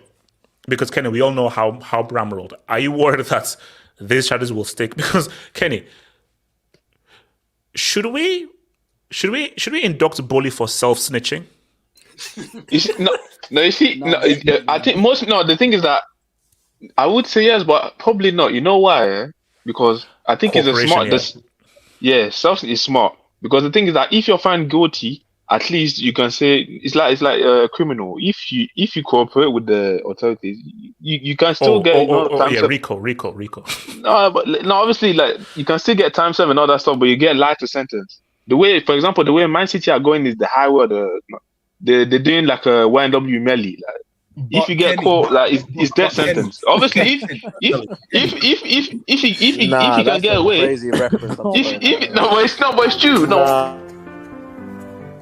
But Kenny, but let's be real. Everton snitched on themselves. They admitted guilt, and they still got 10. No. Okay, wait, hold on, Kenny. Here's why I'm worried. Kenny, here's why I'm worried. I'm worried for us because of what they almost did during the whole transition period with Abramovich, where these guys were about to be like, okay, relegation until Klelik and all these guys came through. So my thing though is, okay, in your honest opinion, do you believe that if, let's say, these things are proven, they relegate Chelsea? If, let's say, they are proven to be right? I think the thing, like, they're proving, like, they snitched on themselves. Like, they know that there was some irregularities in the past. That was but there's no need to be proven. Like, these guys are but like but they're clearly helping them. But I think that do you know how it is? See, City said that no, just like we're guilty. But you know, obviously the guy is trying to say basically I bought the club because the thing is that it's different ownership. You see, with Man City is the same ownership, with Chelsea is different ownership. So I think this ownership they're trying to say we bought the club. The stuff that was done there was by the previous owner. It has nothing to do with us. But obviously, it's still our club, so we're going to help you. No, but it does. And no, Kenny, stop. No, Kenny, stop. Please stop, Kenny. Yeah. And that is why self-snitching can sometimes be bad. You know how they say sometimes you shouldn't always tell the truth? Kenny, you're fine. This has nothing to do with you. Chelsea Football Club committed a crime, which means that Chelsea Football Club must now suffer the consequences. Whether Mickey Mouse, Daffy Duck, or whoever owns it, the institution remains the institution with whoever owns it. So by you self-snitching, thank you for self-snitching.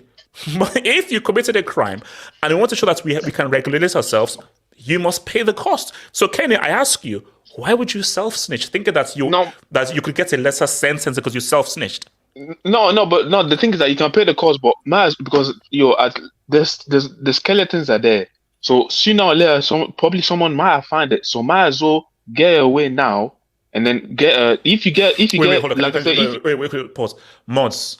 Can you please put Emmanuel in 5 minutes, please? 5 minutes for Emmanuel, please. 5 minutes. No, but the thing is that I think these guys are like, we saw the clean with the new guys are like, the books were not clean. You know what? We're gonna instead of having skeletons, when later on if stuff happens, we might as well get out with it now. Get the punishment now. At least you can say like, yeah, like I hope you get I help you with the information. I didn't hide anything. So as well, might as well trying to get a lighter sentence, like I said. Probably a transfer ban or a few points deducted. So Kenny, what do you think the punishment is going to be? In your opinion, what do you think they'll give Chelsea? And obviously, because I think FIFA, UEFA, we've been fined as well for stuff before as well. So but I think it was different stuff. But this stuff that I'm seeing here, like the paying the agents, like the Hazard one and the Willian and the Eto one, I don't know how they're going to take it. Obviously, because Everton got fined for the profit and sustainment. During COVID, whatever. So the thing is that I don't know how they're gonna. I don't know how have they punished stuff like that in the past. I don't know. It's unprecedented, so I don't know how. No. Because see, Kenny, again, now maybe have you. I was reading an article and a financial expert said, based on my expertise, based on what Everton did and their punishments, Chelsea and City is going to be worse. And that's a financial expert who said the financial laws that Chelsea and City have broken are far worse than what Everton did. Oh yeah. So because at least Everton, like the thing is that with Chelsea they actually cheated and had some. So like Everton is like they were just losing more money than they were making. They overspent what their revenue was. They overspent. Like the thing with Chelsea is like you were paying people at the back door and you weren't showing like the real money that you were spending. So I don't know. That was you. So I don't. Then the thing is that that's probably true. Most clubs probably do it, but obviously they get away with it. And these guys they decided to self snitch on themselves. We gonna see how it's gonna end up. And see, my thing is this: is a Premier League. It's like you're in such a bad position because you created this. You created this madness. Because let's keep it a stack. Abdallah, you're right. Of course, everybody cooks the books because they're like it's the Wild West. Because the Premier League wanted to create a scenario where come and have fun. And have fun. But now that an independent regulator is different, oh snap! The Premier League have no leg to stand on because they created the Premier League. This shouldn't have never happened. They have no leg to stand on. This is the thing. Let's cut the crap. FFP was designed to keep the top clubs at the top and to keep them at the top and to stop the Chelseas and Cities and stuff like that. I would be happy for other clubs. Really. Like yes it is. Let's cut the crap. J2S. Yes it is. And let's be honest. One second. J2S. Let's be honest. You don't give a shit if Bury have gone bankrupt. Nobody gives a shit about them. That is facts. And let's be honest. Only Bury. Yeah. Bury. I don't know. Yeah, Bury. Well, the fruit. Let's be honest. All of us on the panel. Raspberry. Hold on. Let's this conversation. All of us on this panel and everyone in the streets only gives a shit about their clubs and no one else. Nobody gives a shit if United went bankrupt. We would be partying. You would be partying if we went bankrupt. So we don't give a shit. It is a flawed concept. FFP was designed to keep the clubs at the top and to be spending only within them. Hold on. Let me come to before AK. So Money Mace as an because I want to first go to Money Mace, then Elijah, then I'll come to you, AK. So Money Mace, as an Arsenal fan, where are you at? Because I've been on Twitter and many Arsenal fans have been like, whoa, what are we saying? Whoa. So as an Arsenal fan, how are you receiving this news? No, that's if you're trying to do all this, give me my title business. That's just shameless. I'm not jumping on board with that. In terms respect of to you. Yeah, Everton actually didn't cheat. They just overspent, hoping that their team would improve in terms of league position, but they didn't actually improve. Like they were spending 40 million on Iwobi, 40 million on James Rodriguez from Bayern Munich, thinking that they would get European football. But every year they're in a relegation battle. So, and teams like Luton and Sheffield United, they're not paying 40 million for players because they don't have the money to do that. The thing is, Chelsea and Man City, they've cheated in different ways. Chelsea have confirmed that in terms of transfer and revenue and budget, what they did was under the table. Oh, for example, Eto on the books was free. So that way, but they actually paid him 30 million. That way, that 30 million now gets used for the actual transfer budget that you get in your revenue. Meanwhile, City was fake sponsors and cash injections allegedly. For example, they had a betting company that they said pays us 50 million a year. The Premier League did their research. That betting company, their offices are based in the middle of central London. It's a dark, dingy room that no one lives in. That's the office that pays you 50 million a year. Yeah, it's just a PO box. That's all it is. Yeah, exactly. It's a PO box. Shout out the mailbox, man. Shout out the mailbox. Yeah. Look, that's brutal. I can't hate, bro. Like guys, come on. For the creativity and the balls, you can't hate, but continue. Like that's the level of cheating you can get away with in this league. And people think City, Chelsea will get relegated. They won't, because City and Chelsea make the league too much money. They will only relegate City and Chelsea if they were in a point where they know that nothing is at stake. For example, they won't deduct City points because right now they're in a title race. And it makes for more interesting Premier League content if it's a City, Liverpool, Arsenal, throw whatever team else you want to in a title race. Meanwhile, Chelsea, yeah, okay, Chelsea aren't competing for a title race, but bro, if you gave them a points deduction, they'll go get relegated. Why would you relegate Chelsea? They make you so much money as a football club. You're not going to risk giving Chelsea a 20-point deduction because you'll be like, oh, Chelsea minus 20 points? I can't put money on them staying safe with normal points, let alone minus 20 points. So why would you do that? But to be honest, I think your punishment will come a lot sooner than Manchester City. Manchester City will leave this out for years. So how do you think Chelsea? What do you think Chelsea's punishments will be? What do you think City's punishments will be? Honestly, if I had to be real, I'd probably say a 20-point deduction, but they'll wait until you're in a top 4 race. So that way you're comfortably in the league. Because they don't care whether you're in Europe or not. They just care whether you're in the Premier League. They'll wait until you're in the Premier League and then deduct you your points. And what do you think happens to City? Probably minus 30. You'll probably get less of a points deduction for cooperation, but still you'll get hit with a heavy fine and a points deduction, but no relegation. Can I ask a quick question to you guys? Okay, quick question. What's it? Have you guys read the CAS case? It's 200-page document. Have you read the CAS case? Have you Abdallah, you just said it's 200 pages. Have we read it? And Abdallah, you just said it's 200 pages.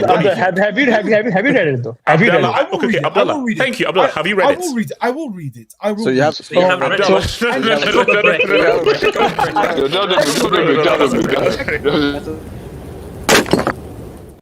No, Abdallah. Casey said, "Have you read it?" Not will you read it? Have you read it? And second of all, have you read all 115 charges? Have you read all the 115? It's on the league's website. No, most of them are garbage. Most of them are garbage. Yeah, of course. It's only 6. No, but the one I brought up about you guys is only 6 is crazy, bro. That's 6 charges. That's 6 charges. Everton got 10 points. Everton got 10 points deducted for one charge. Everton got for one charge. How many charges? How many charges against OJ? Like here also like 3 or 4 charges. Wow. Casey, that may be the quickest booking I've seen. But okay, hold up. Elijah, as a Liverpool fan, do you want your 2 titles back? So I'm not going to get into that yet, but let's look at it from a league stance. Why was the Prem created? Besides the facts. Besides the reason that they wanted the big six of that era wanted more money and stuff, the reason why the Prem was created was for shit like this. There was a club by the name of Swindon Town that was declined promotion for this exact reason. Their chairman was doing illegal payments literally right as they were in the playoffs. They get promoted, they grab the extra bag, and he keeps paying these guys under the table. And then he cooks the books. And then when the football... Wait, hold on. Elijah, are you saying cash in hand? Cash in hand. Paper bags, cash in hand. I just finished reading the article. It's crazy. These guys were denied promotion. They were supposed to go down to the 3rd division, but they said, no, just let them go down 1. Another thing is, I've been reading around a lot of these forums. There's also, a lot of clubs are saying, if the Prem does not handle this the right way, this is in a way, could be the downfall of this league. So the league is basically killing itself. There's rumors of supposedly clubs planning to say adios to this league. Elijah, are we saying Super League is back up? None of that is going to happen. If this is not going to happen properly, if this is not handled properly, clubs are going to leave this league. Let's keep it a buck, because how can you give one club a quote unquote significant charge? Because the 10-point deduction is the highest points deduction in Premier League history. No, but Elijah, you have to see. Elijah, but see, Premier League, they're in a sticky situation. So what do you do? No, because this is the situation they're in. So if they don't give Everton that points deduction, and independent regulator will be like, sorry, we are coming in and we're here to regulate you. And you know what? So my thing though is that the Premier League, they're screwed. Exactly. Because this thing that you created right now people are saying, whoa, whoa, whoa, whoa, whoa. This stuff is, as much as we want to insult La Liga and Bundesliga, it is managed much better financially, healthier than what is the EPL is, because now the bubble is now about to burst. So the issue now is that if the EPL don't start punishing guys properly, and independent regulators will come in and say, no, if you won't do it properly, we will. So the EPL have got to be very crafty in how they say, look, we are going to punish City and Chelsea. We're not really punish them, but we punish them. But so having the cake and eating it. And HH, if let's be also honest, if the independent regulator stepped in today, bro, we might have a completely. I think we'll have a different type of league. We'll have a different league, because I think they'll give a sustainable punishment. But obviously, the Premier League is a league of hypocrites, so they take the brown bag under the table. So at the end of the day, they're not going to take away the trophies. We know that. No. You can't. And they're not relegating City and Chelsea. They bring too much money, and they're too important for the brand. So. Exactly. So what they're not going to do, I wouldn't be surprised if they let this slide, and then we come to 24-25. They start with the negative. So instead of everybody's at 0 in August, but City and Chelsea are on -20, -15. And then you have to basically fight your way back into the league. And Elijah, if City win the league next year from -20, then you know what? That's not the question. Like the question is, will Chelsea survive? Can I speak? The question would be with Chelsea. That's good. Let me wrap this up.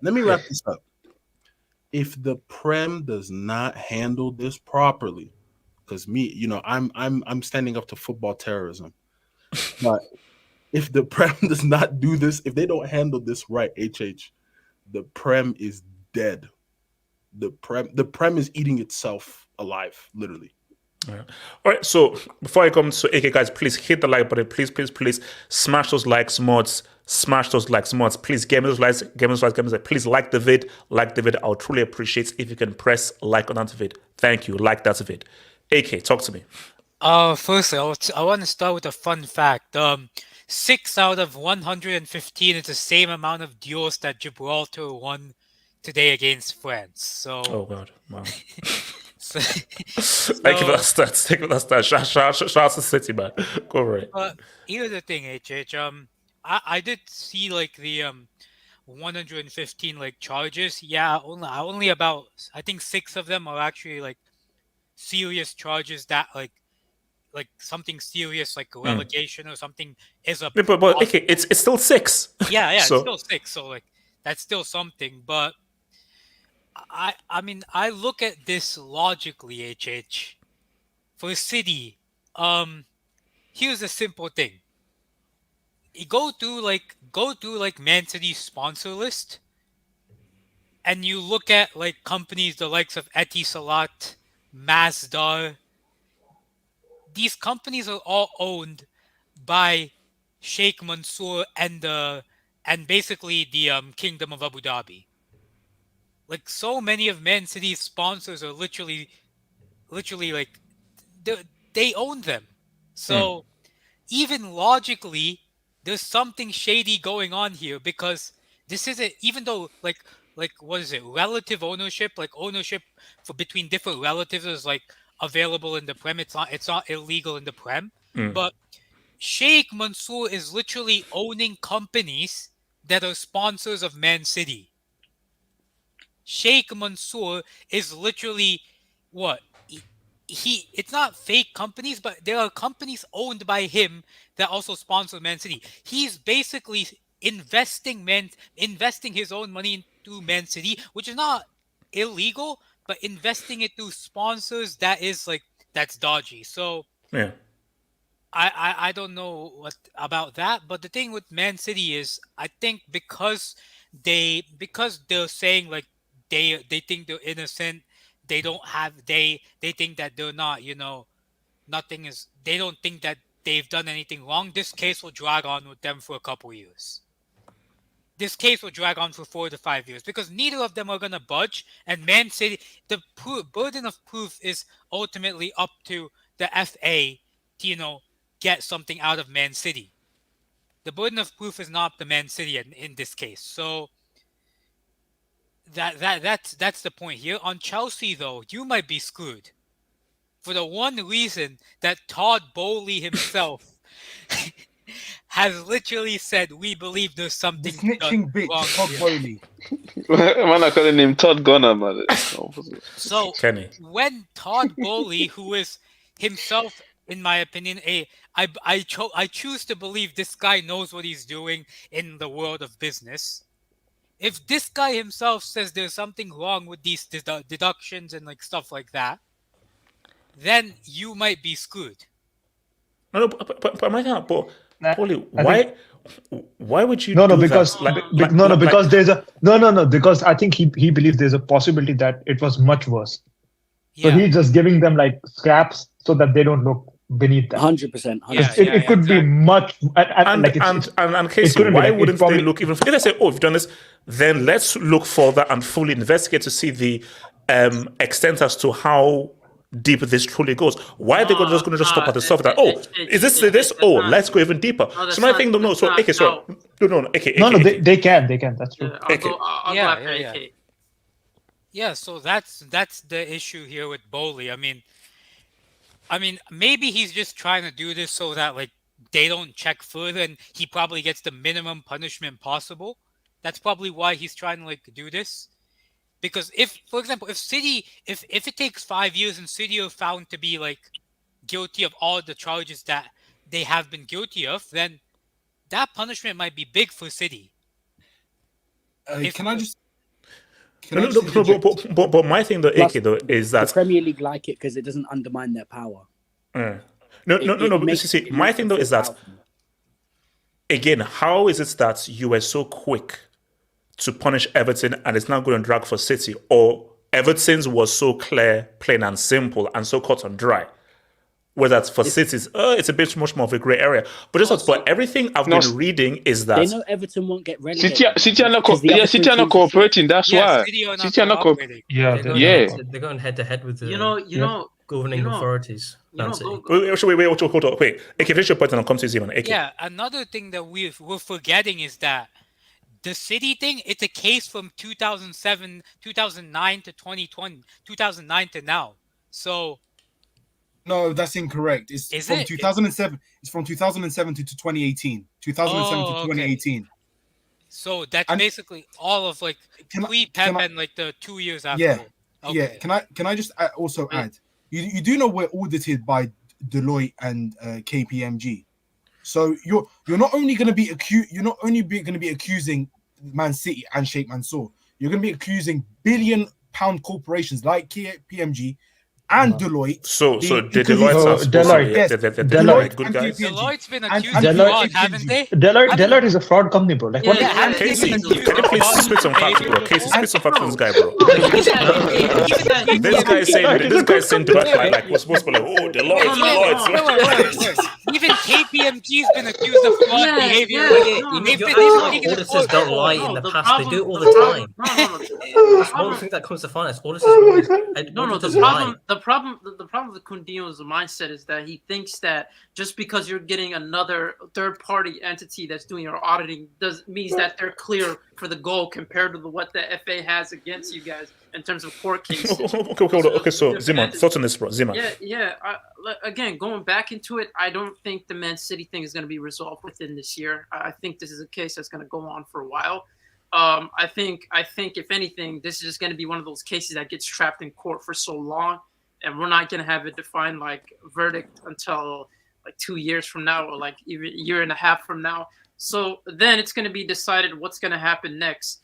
Now, the problem with this situation between Chelsea and Man City, the only link is really Everton in their comments, because when Everton comes into this and they're basically saying that we're going to see what's happening for the Chelsea case and the Man City case, and then we're going to act according based on the disciplinary actions that you take against those two preceding cases. So for these guys, that's where it gets a little bit butchered, because now you have an audience where it's another club. I'm sure the other clubs in the EPL are watching closely. No. Zeman, when the story broke, the the number one trend was Chelsea and Man City. It wasn't even Everton. Yeah. Chelsea and Man City were like the number one trend. So now everyone will be like, okay, Chelsea City. Well, we're waiting. Yeah, and as much as people want to say the court cases are just bound to individual like clubs being involved, it's public opinion as well. Like that drives the motives for the majority of court cases when it comes to how public it is, how much of a scandal it is in the eye of the media.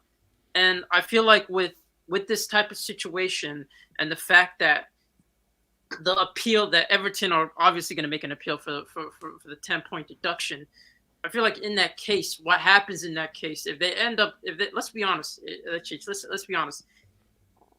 Man City and Chelsea make too much money, but at the same time, we've seen giants fall. Let's not try to act like we haven't. Juve had a case where they kind of did what Chelsea did. Why would you go on the phone and talk about your case and then get surprised when you get hit with a book? At the same time, when it comes to Chelsea, you guys self-snitching. I do think Todd Bowley's smart enough to realize that if we can give them surface level information and they could give us an appeal, they can give us a verdict, we can deal with it immediately, heads on. You'd rather deal with it immediately heads on instead of waiting a couple years for them to find your proceedings and everything you were involved in. If they dig deeper, you might be in a lot of, you might be opening up a lot of can of worms, and that's where it comes. For me, it's like, no, I'm talking about the appeal in the case itself. I'm not saying like it's a court case and like that, but from a sporting standpoint and FA and the FA rules. But I generally I don't think this is going to be resolved for Man City until like a couple years. And I feel like when it comes to these two clubs, it's like wait, hold on, so you can, 6 charges. You can't prove one this season. Can I speak on this? No, they can't. No, because it's like it's 6 charges, but then you literally have the Man City like hiring the best lawyers possible and just making this diluted to the point where they're not going to come up with a conclusion immediately. They'll probably come up with a conclusion like a year or 2 years from now. I don't think it's going to be that simple. And with Chelsea, it's kind of difficult because to a certain extent, like the owner's going to try to appeal. He's going to try to appeal to the public, the general public, and be like, well, we weren't involved in this. It's something we found that we wanted you guys to investigate. We called it out for you. Therefore, there could be a chance where they're going to try to reduce the sentencing. But the problem is Everton are involved in this. That's where it becomes. They made this public. The problem. Let's be honest. All these EPL teams, every single top tier team, they're probably in like not literally speaking, but they're probably in like a group chat where they're discussing these type of situations on a consistent basis, and they're having these conferences and these meetings. And the fact that Everton is taking it to the public, where they're saying they're going to be watching it carefully. All these other EPL teams are going to try to take a dagger at you guys. They're gonna. This is where it's gonna go. They're gonna want thorough investigation because they're gonna be like, nah, you took 10 points off of Everton, and if the appeal doesn't go through, they're gonna be looking at this case and they're gonna be praying for your downfall. But Z-Man, I feel like who are Everton compared to Chelsea and City? No, that's not the point. That's not the point. It's not Everton. It's the other teams as well that are watching this case. It's not only Everton, and the fact that the rest of the other 14 teams including Everton. Because the teams that were relegated were also suing Everton right now. Yes, that as well. Yeah, because again, if you don't come up with like, let's say they're proven guilty and to the extent where teams are going to be vouching for them to get relegated, you have the championship and then you have the top EPL teams that are going to be coming against them. Like, let's keep it real because they'll be like, that's our chance. You took away spot from us in the championship. Hold on. How many points did Chelsea get last season? Yeah. 40. 44. Oh my gosh. But that's the same logic. Wait, hold on. Simon, what do you think is going to happen to Chelsea and City, honestly speaking? What do you think will happen? I think because I say nothing happens. Well, or nothing major happens. I think nothing happens, and I think Everton's case is going to be swept under the rug. They're going to win the 10 points appeal, and everyone's going to be happy about it because at the end of the day, everyone. Wait. No, okay, Simon. If that happens, then the independent regulator will be like, sorry, someone needs to clean house, because the whole point is that you need to prove to us that an independent regulator doesn't need to step in. That's where it gets difficult, because if you have an independent entity that's associated with this case, that's where it kind of gets like it gets tricky, because it could go one way where everything's just resolved by them internally. It could go another way where it's just like, no, let's just open this can of worms and let's just create chaos. Man City, you're getting relegated. Chelsea, you're getting deducted 30 points or 10 points. Thank you for self-snitching. And then it's just gonna be it's gonna be, let's move on from this. But then again, why would the EPL want to lose money? I'm sorry, like that's also another appeal. That's where it gets a little bit convoluted. Where no. So because I think the dilemma is, this is a brand, and the brand can't afford to lose Chelsea and City. But at the same time, this independent regulator is an independent regulator, unless this regulator comes and money under the table, you're also, because my feeling is money is money. So even if you bring in an independent regulator, shake hands to these guys, but like, bro, we'll give you a nice brown envelope if you just do your thing, cross your T's, dot your I's, and just give us a slap on the wrist, and we're cool. That's why. Just to conclude, that's why I don't think this case is going to be as simple as everyone thinks it is. I think like, for everyone coming up with conclusions already, I don't think we could already come up with conclusions, because there's too much people involved. There's too much things that are moving, and not to mention this whole idea of like fans like targeting like Chelsea and Man City. Oh please, okay. Wait, hold on. So Casey, we're saying Casey. I got the KC. Yeah, I think City. I think they're going to be fine, because I was watching a video, and I think Abdullah also pointed out, which is basically that CAS, right? They had like 4 cases CAS against City. Only one of them was put down because it was time bar. 3 of them they actually investigated, and they couldn't find anything. And the 6 charges, they aren't that different from what CAS was looking into. So City they might actually be innocent. I mean, they're not innocent technically, but like under the law, they might be innocent. Because I mean, everyone knows that. Like, and Don Hussam pointed out, like every single company that sponsors Manchester City is like basically owned by like Sheikh's family or him, or which is wild. And but it's same is happening with Newcastle also. So like, I mean, I think it's legal. But like Casey, that's not legal. The shirt sponsor is owned by the Saudi prince. Yeah, it's PF. Like all of them are basically like have some form of PF investment. So which isn't illegal. So no, it is legal. That's why it's happening. No. It's okay. So it is not. It is against the fair play rules of financial fair play. Your sponsor has to be an actual sponsor. No. But they're doing it. They're doing it. Right? If you're sponsored by a relative, of the person, it's legal. But you can't be sponsored by the same guy who owns your thing. That's there we go. There we go. Like the guy who owns the club can't be the guy who also owns the sponsor. Yeah, but they can belong to the same family. That's the thing. Now, Chelsea is a bit different though, and there is one common element between Chelsea and Everton, and that is Russia. Usmanov was the guy like who was funding Everton before the war started. Who was funding Chelsea before the war started? Abramovich. What's it called? George Clooney. Have you some shame? No, it's not only that, Habu. Elijah, I'm trying to survive here, man. So. Habu, Chelsea admitting to their sins, like some of them. And by the way, if you're talking about losses, right? Chelsea is the highest loss-making club in Premier League for the last 30 years. Casey, that's it. Like by far the highest loss-making club. So if they're gonna deduct Everton points for that, like Chelsea should be the one. Casey, you know who's enjoying all this? Tabas is probably freaking loving it. Yes. He's probably enjoying it. And wait. Who's loving this? Who are you saying? Who? Tabas, yeah. Oh my God. He's enjoying it because he had a beef with the EPL teams. They're like, he's not sustainable, so he's no. I know, Habu. And here's the thing. Hold on. If they deduct 10, we're on 6. Jesus. Yes, but for you, who won't get relegated, man? No, for you, Kenny. No, Kenny. If they gave Everton 10 and ours is worse, Even it's if greater they give than us 10. even if they give us 15, 20, we're not getting Kenny, relegated. Kenny, if we get a 20 points deduction, If we get 20, we're not getting relegated. Okay. We're not. Kenny, Okay, Kenny, all right, Kenny, Kenny, Kenny. all right. The Okay. threshold So is you're gonna get like 50. Okay. All yeah, right. you're gonna get No, relegated. Actually, but you know what the thing was? Burnley, Luton, and Sheffield and Bournemouth, they are so garbage. Yeah, that's what I'm saying. They're so trash that I think we'll survive. You're not getting relegated. Like, let's be. You're getting like even if we get 20-point deduction, all we need to do is just have like 5 wins in a row and we'll But be fine. here's Because those guys are horrible. So. But it actually creates extra FFP problems for you because you can't afford to remain outside of Europe for like 2-3 seasons. Yeah, that's the main issue. Yes. Because this season, I don't think you're getting into it. Maybe you can get Conference League at best. And after, if you get point deducted, would have to win a domestic cup. Would have to win the FA Cup. Oh, so you can you say you're not getting top 7 then? Okay.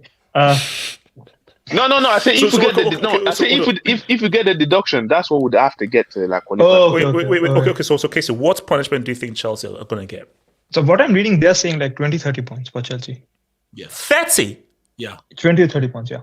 Because let's be honest, Everton was like a small case, and that was like 10. Yeah, that's just like they had like one or two bad years. You have had like 2 decades of loss after loss after loss. I don't think you have ever made a profit. Bowley, you stupid loser, man.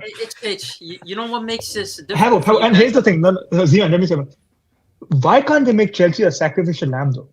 You guys are not getting top 10. No. You guys are irrelevant. It's okay. So you know what? You're just enjoying this one. No, hold on. Let me come to hold on. J-Swiss.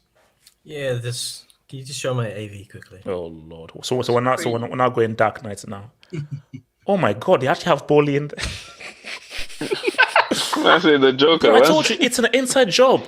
It's an inside job. Yeah, he's the new. You're sounding more and more like Manchester Chelsea, by the way. He's the new inside agent. He's the new Bartomeu, destroying the club from within. No, quick, Jesus, please tell me what benefits self-snitching has. I mean, okay. Do you honestly believe that Chelsea will get a lesser sentence because they've self-snitched? No, I don't think so. I think they're gonna treat him well. They should treat him equally, but it depends what Bowley does because that guy's very slippery when it comes to doing deals and stuff. I mean, look what he did to Man United and Arsenal this summer. Like, he does have a few tricks up his sleeve, to be fair to the guy. He's press resistant. I'll be honest. But HSC shoot. Like, obviously, the guy's been moving like a bozo, yeah. But if you took like business, where like the guy probably has like, there's a reason why he's. Yeah, I mean, like the guy's not stupid. Like even when he sold all your places to Saudi Arabia because he did insider deals with the whole Clear Lake and Saudi thing, like. He's a business guy. He knows what to do with these situations. And he's saying, if I'm going to self snitch, then I should get like an appeal or whatever. So a little more lenient because if you did like what Man City are doing right now, it's head to head, and they're going to throw the book at you, and it could be even worse than 30 points. You could be fined. You could have a whole transfer ban for 2 years. It could go on forever. You could be expelled from European competitions for a number of years. But because you've self snitched, then it looks more favourable on the decision. And the whole Man City thing, like Man City is just a small club because like, oh, FFP, oh, that's to stop from these clubs becoming big. I'm like, that's not what the point of FFP is. It's the whole point is the club's costs and the club's losses, and you subtract them, and then whatever's left, then you spend that on salaries and extra stuff. Because the whole point is, if Man City got rid of their owner right now, are they a self-sustainable club?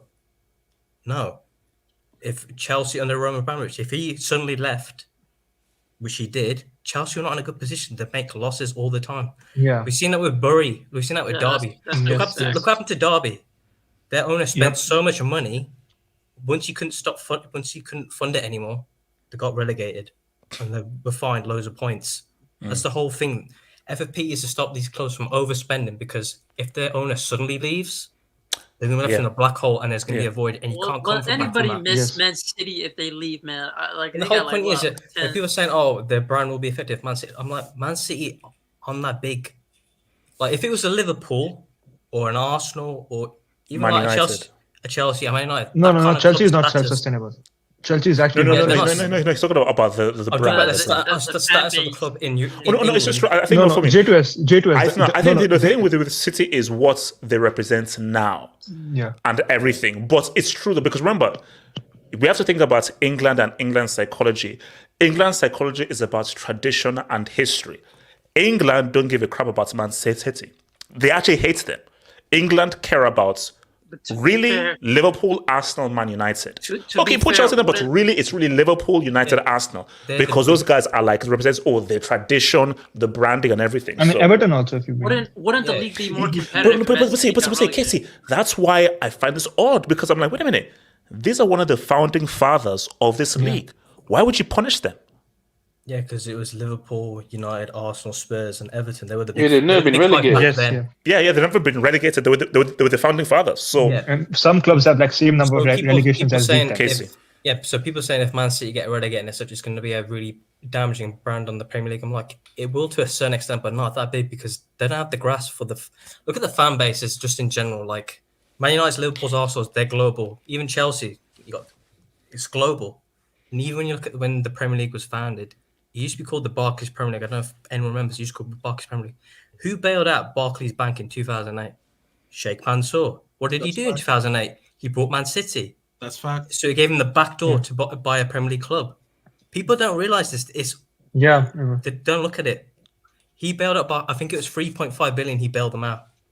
So then you don't think he's going to be able to buy Man City, who at the time they cost, I think. How much did Man City cost at the time? Was it? 300, 200, 300, exactly. J2S, but don't you think this guy has links to that point if he's bailing out the bank that ended up exactly. City, I don't think they have anything to worry about. They're literally a state, man. This is the thing. This is the thing. People who live in the UK, who funds the UK economy like the most? It's not the UK government. Let's be honest. It's Qatar, Kuwait, and the UAE. Let's be honest. That's the only. Let's be honest. Yes, it is. Yes, it is. Let's be honest. Wait, Let's be no, honest. really. China up there. Not China. It's actually China. But It's mostly China. Middle Eastern countries. It's China. Mostly Like, Middle Eastern No, it's China. Qatar, UAE are not big. They're not big economies. Like Yeah, China. Wait, hold on. Let's go back to story. J-Swiss. Yeah, if you look at City of London, you can say is Middle East. Well, it used to be Russia as well, but it's slightly being stopped now. China, India slightly coming into it now. But even when you look at Man City, have recorded the highest revenue for any English club. I think it was just came out a couple of days ago. I'm like, so they beat Man United of all teams. I'm like, I know Man United is shit, but business wise, one of the best run, as in like the amount of money they just generate, like that instant sponsorship after sponsorship. We've increased. How have United increased the Adidas deal? And we're so shit. We've got a new sponsor, Snapdragon now, who's taken over that Team Viewer. But it doesn't make any sense. And then even when you look at some of their sponsors, so there's one called, I think it was called XBet. It's very dodgy where it comes from because when certain newspapers asked Man City where they gave him a delegation, guy's called Mr. Zoo. And then he gave him information about the company. I think it's QOO. That's what he has. And I only have one client, and it's the AXBet. And they say they have 50 employees. 23 of those have LinkedIn profiles. One guy is a motivational speaker in Pakistan. No, but J2S, here's the thing, right? At least City has the decency to create like fake sponsors. No, but at least City created fake sponsors. Chelsea they're just making loss after loss. They can't even create sponsors. I give credit to City for doing that because they're trying Casey, why should they make us look bad? No, because Man City are clever because they're actually trying to put these companies on their books. Yes. Because they look real.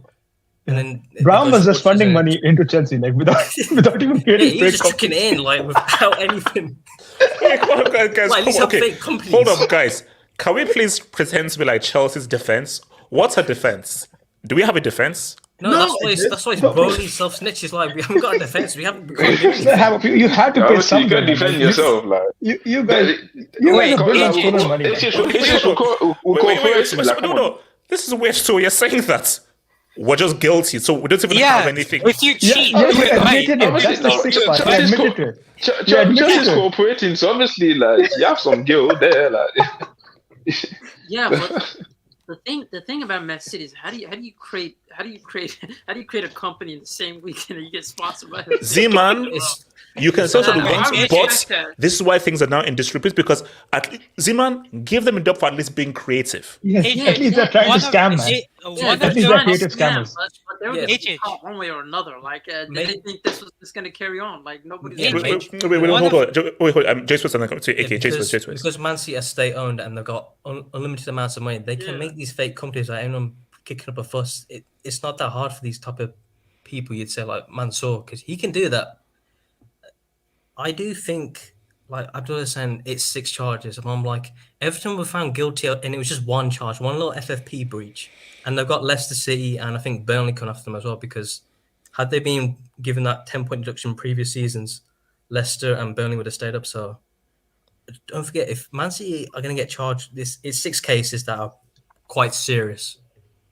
Like there's 115, some of them about grass. I'm like, what the fuck has the length of grass got to do with the football game? That ain't going to do much. No, but hold on. So Leeds and Leicester, they can also sue Chelsea, right? Because you said they got 42 points. So if Chelsea are deducted like 10, 20 points. Yeah, these teams will come after teams will come after them. Like, and if Man City get done for these, yeah, I was just gonna say. No, but wait. J Swiss, I was just say, if Man City do get done for these charges, the big teams like Man United, Liverpool, Arsenal, they're all gonna come.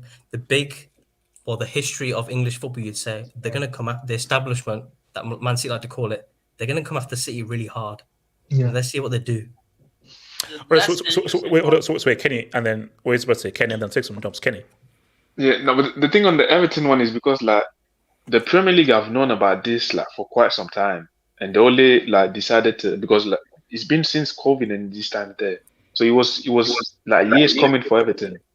So that's why I think that the Chelsea one, the self-snitching is that they started self-snitching so this year. So I don't think like team can actually see them like they're trying to see Everton. When I was leaving these teams, I don't think they're gonna win that lawsuit against Everton. This lawsuit stuff is just for the papers, man. You're not winning a lawsuit. You're not winning that. Okay, so let me hit some debates because I'm quite to the guys. So shout out to your boy, Father Alvaro. Best French player wasn't shameless enough to score. So obviously this is in reference to Griezmann. So you're saying that we should praise Griezmann for not scoring against the Village. Yes, he has a shame. No, hold up. It's your fault if you don't get into the party. Bro, this was a party. No, you got an Get in assist. on it. You got an assist, but he wasn't going to score. He's like, I can't do that. Yeah. Wait, which hat trick do you think Mbappe celebrated more? This one or the World Cup one? I think it's this one. Probably this one, yeah. I think this. You see that facial expression during that World Cup? Yeah. Wait. Okay. Inter starting 11. What's that? 11 final. Champions League final. Starting in final. Okay. Inter starting 11 in the final cost less than. You're lying. Really? Cost less than Jack Grealish. You're telling me the UCL is fair, yet the Prem rarely enforces FFP while facing La Liga teams. You see, here's my thing. Guys, the Premier League never... The whole point of the Premier League was we don't care about FFP.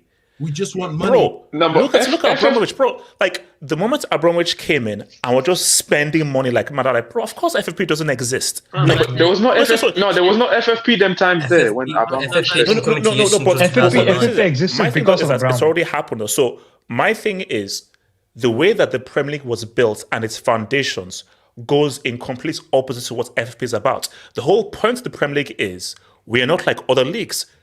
Come one, come all, do whatever the hell you want. There are no checks or balances. So the very idea of the Premier League goes against the ethos of FFP. So the last thing the EPL wants is FFP or any regulation. No, but there's no regulation on the EPL. The whole point is, no, we don't want any regulation. We want, because we're trying to create a brand. And the best way to create a brand are for rich guys to have whatever the heck they want and buy whoever the hell they want. The thing, FFP is UEFA. Like, each country have different regulations like for themselves. Yeah, so so the rules for the rules in the Premier. And so true. This EPL financial fair play rules, I feel, were extremely lax. But now that an independent regulator is breathing down on the next, like, when Gram came, there were no financial rules. That's the issue. They actually want to restrict them more as the seasons go by. I think that's what they're planning for the EPL. So this is why they're coming. This is why they're going hard for these teams like Man City. So Miguel Rabines, man. Difference between City and Chelsea doing dirty stuff is that City had more consistent success. how many millions we wasted on draws like Bakayoko, Drink Some Water, Rahman, and Zappacosta after we last won the Premier League. Wait, hold on. Shout out Rahman, man. No. Let us, Shout out so not agreeing with, but me and explaining. Chelsea gets more harshly punished because Russia is an antagonist to the West. Yes. City and Newcastle owners aren't. That's why Roman isn't coming back politics. Oh, no, look, see, Chelsea are screwed because here's the thing. As much as, because Miguel is right, as much as England, like the establishment, let's do your history, read your history books. England and the Middle East are like this. And they've been like this for decades. They're very, very close. Like, one of my friends, he's like part Arabic. And he just tell me about, bro, Arabs. And London, especially London, bro, they're like this. So England and the Arab world are very, very, very close, you know. So I think that's what, but then you bring in Russia now. Yes, they've been Russian in London, but you bring in Russia, that's where things get sketchy. Chelsea, I really fear for Chelsea. City, I think they will be fine. But I just think that Chelsea, they were so. Look at what they've been doing to Bram, how they were treating Bram. Look at what they did with his visa, the whole transfer ban. Chelsea, I think they would be happy to destroy Chelsea. That's what I said. You could be a sacrificial lamb. That's what I'm trying to say. No, but the thing is that the new owners. Everton already are. Everton already. No, you can only have one sacrificial lamb. That's Everton. The new owner. If Brown was still the owner, I would say yeah. But the thing is that the owners are different now. So the face clearly is no, Kenny. Which is true though. But Kenny, the issue though is, and the point that Zeman made and Everton made, everyone is watching. So Everton will be like, don't you dare give Chelsea a lighter sentence than us. So Everton going to be like, either you take away this 10 points after they appeal, or if it sticks, you better give them 30. Minimum 30. Because if we get 10, and what they did was far worse, they've got to get 30 points. I don't know how many charges they're going to be able to prove. So I don't know. But you have no, Kenny, you have admitted to some of them. That's the issue. That's the thing. No, we admitted to Willian, Eto, and then there's the Hazard one as well. Yes. So yeah, that's the thing. But that's like around 100 million pounds of money that you're like hiding. Yeah, that's what I'm saying. Everton was like. But it's fair. Man City thing of the door, bros. Man City winning the treble saves them Premier League. Okay, sorry. Man City winning the treble saves them. The Premier League cannot relegate the best Premier League team ever. It will make the league look fraudulent. Juve don't get relegated in the Premier. Exactly. No. But the thing though is, England don't care.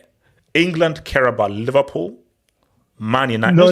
England are history merchants. If If England could relegate City, they would. It's just that there's no. But if so, we all agree that City are probably going to win this league, right? So if you relegate a team that won 4 in a row, that's basically like relegating Juve at this point. And Juve, after Juve was relegated, Serie was finished. Like Serie has been finished since 2005, 2006. So I don't think Prem are going to make that mistake. Chelsea, the issue with Chelsea that you're like a shit team right now. So they're just relegating a mid-table team. Half up snow bunnies. I'm not going to read that out, bro. I'm just not. I'm not going to read that out. So thank you. I appreciate the violation. You shouldn't be, Abdullah. You shouldn't be thankful to be compared to that guy, but it is what it is, man. Calvin's a hero. A flop De Gea is better than Onana. Onana can't hold anything. He's the type of person who sits down when using the toilet when doing the number one. I sit down sometimes when doing the number one. Fine. He sounds like. Why would you put that out there? Why would you tell us that? Why would you tell us that? No. Why would you do that? What? Why would you do that? No. It's old age. No, but he sounds like B Rad from Malibu's Most Wanted. Look, sometimes I'm like, okay, let me do that. You do the number one. Look, let's say you're going in and you think you've got the number two. I'm like, oh, the number two is happening. Okay, please don't talk. Just the No, number stop one. talking. Stop talking. no, let's just say. Okay, let's stop. You're doing it, Chelsea, man. Miguel Ramirez. Todd B overhauled the squad quickly and with young players because he knew something like this would happen. That is true. That could be true. It's just so you guys bought a bunch of youngsters. I told you, Todd Bowley's clever, man. He's doing 40 chess. You saved you can. you saved the graphics for a reason. Yeah, that's what I'm saying. Because no, that's what I'm saying. Like, because if you look at the way we did is like the thing we did is with transfers. So I wouldn't be surprised if we get like a lengthy transfer. Yeah, don't forget the that answers contracts. That literally answers your whole argument of why we sign youngsters, because he's seen this. He's press resistant, bro. Give him some respect, man. Yeah. Todd Hernandez, man. That's Todd Hernandez. So Zeman, his whole idea is that the team will go down the championship, then we'll come up, and then we'll start. That's why the 10 years contract. So they can't leave the club even if you get relegated. Give away them blood contracts, man. And then you'll start cooking, and then you'll cook after. Wait, hold on, with you, because he knew something like this would happen. A transfer ban and rebuild would have gone longer. Yeah. So, did he force? This is clever, man. You gotta. Wait. Has this guy been hiding it, and then? You bring back that Todd B clip, man. It's smart. Todd B is like little finger from Game of Thrones. I'm not gonna lie, Todd B's playing chess, man. Wait, so hold on. So he took out Chelsea, saw how things were messed up. We're like, oh damn, I've got to have a plan B for when most likely. No, hold up. At the end of the day, you self-snitched. If he didn't self-snitch, would they still have found out all of this stuff that Chelsea were doing? Probably yes, yeah. Probably. No, yes. some of them. No, probably. I'd like my chances with probably. No, but if the guy is smart, the guy probably self-snitched because he knew someday they were going to find out. So he's like, at Kenny, least now, deal with it now. No, Kenny, deal with it now. Kenny, what is the purpose of a paper shredder if you're not going to use it? There's some emails. No, Guardian actually found some of the emails, so I don't think you can shred emails, right? Kenny, first of all, you can delete self-delete, and second of all, this thing called you can delete emails. You can hold on. Delete. No. Emails are always there, right? It's always going to be there. You can't Yeah, delete. even these they keep these books that's as well. why technology is trash. See, if this was back in the 70s, paper shredder. Now what? See, now we're screwed. Digital footprints. Because I told you, Nixon would hate to live in his time, bro. Nixon would hate to live in his time. This is why he bought Nico Jackson, because he knew he was going to be playing the championship. This is why he bought Okay, you know what? Let me see. If the pride of Italy, Juve can go down, David, Juve were crazy. So what? Chelsea are no. Chelsea arguably worse. The way no. But you have to understand though, because he's comparing this to Man City. Because he's saying like, literally, Juve is like the fabric of the Serie. So it's like if literally the leading figurehead of Serie, they're gonna put them down, then they can do that to pretty much anybody. At the end of the Juve were the sacrificial lamb, like because Milan and Inter, all of them cheated. Yeah. It's just and they got punished as well. Not as much as Juve. That's why Juve fans hate Inter fans. Bro, guy, Moji was going crazy, bro. Moji was a gangster. he just left a telephone trail. That's the issue. How do you leave a telephone? How many people on the says, guys, I'm cheating. Hello, I'm cheating. I'm cheating. You're Italian. Like you didn't watch all them movies. Like, come on, you should know better, man. No, maybe he thought he was in a movie and wanted to be in a movie like that. David C.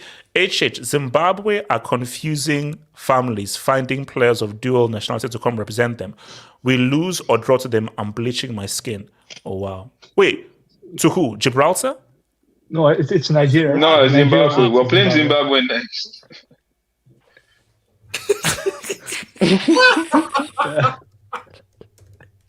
Look, hold on. Are we? Please don't tell me. Oh, today. Yeah, for you today. We play Zim today. Oh God, bro, David.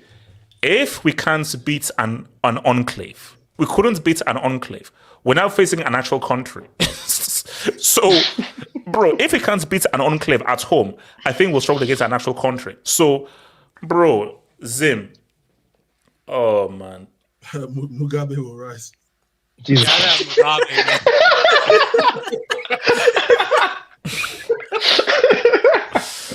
Look, God help us. All I just say is Lord help us, man. Lord help us, man.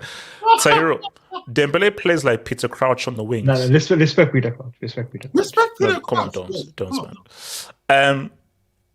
LL will still complain about 09 after. This is why I never took own Okay, NCS because can I bro, ask you a your question? club is Okay, built on blood money. Let's just say, okay, if Chelsea gets relegated, do you think we'll see still CFC mod, Corn FC, Carefree? Do you think those handles will still exist? No chance. I No think chance. we're gonna No, see they like, will. MUFC I still see mods. Leicester. I still see Leicester handles. No, Yeah, yeah, we it's a part probably of- will. We probably will. Because let's go. If But we go down to the championship, we'll come and ride. Yeah, in the next season, yeah, you will come back in there, and all your Kenny. players are contracted for like 9 Kenny, what years. if we don't? I expect No, you reviews in the championship.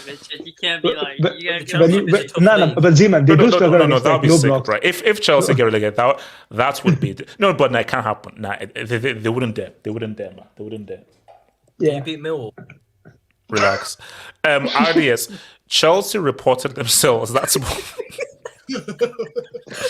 how Yes, do you but say, how do you report yourself to say, hey, I reported myself, can I have a lesser sentence? But there Do you know has what to be a was- reason, right?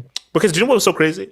If Chelsea reported themselves, thinking they'll get a lesser sentence, and then they'll actually get the full McCoy, then if that happens, I'm replacing the Dortmund wing with the Todd Bowley wing.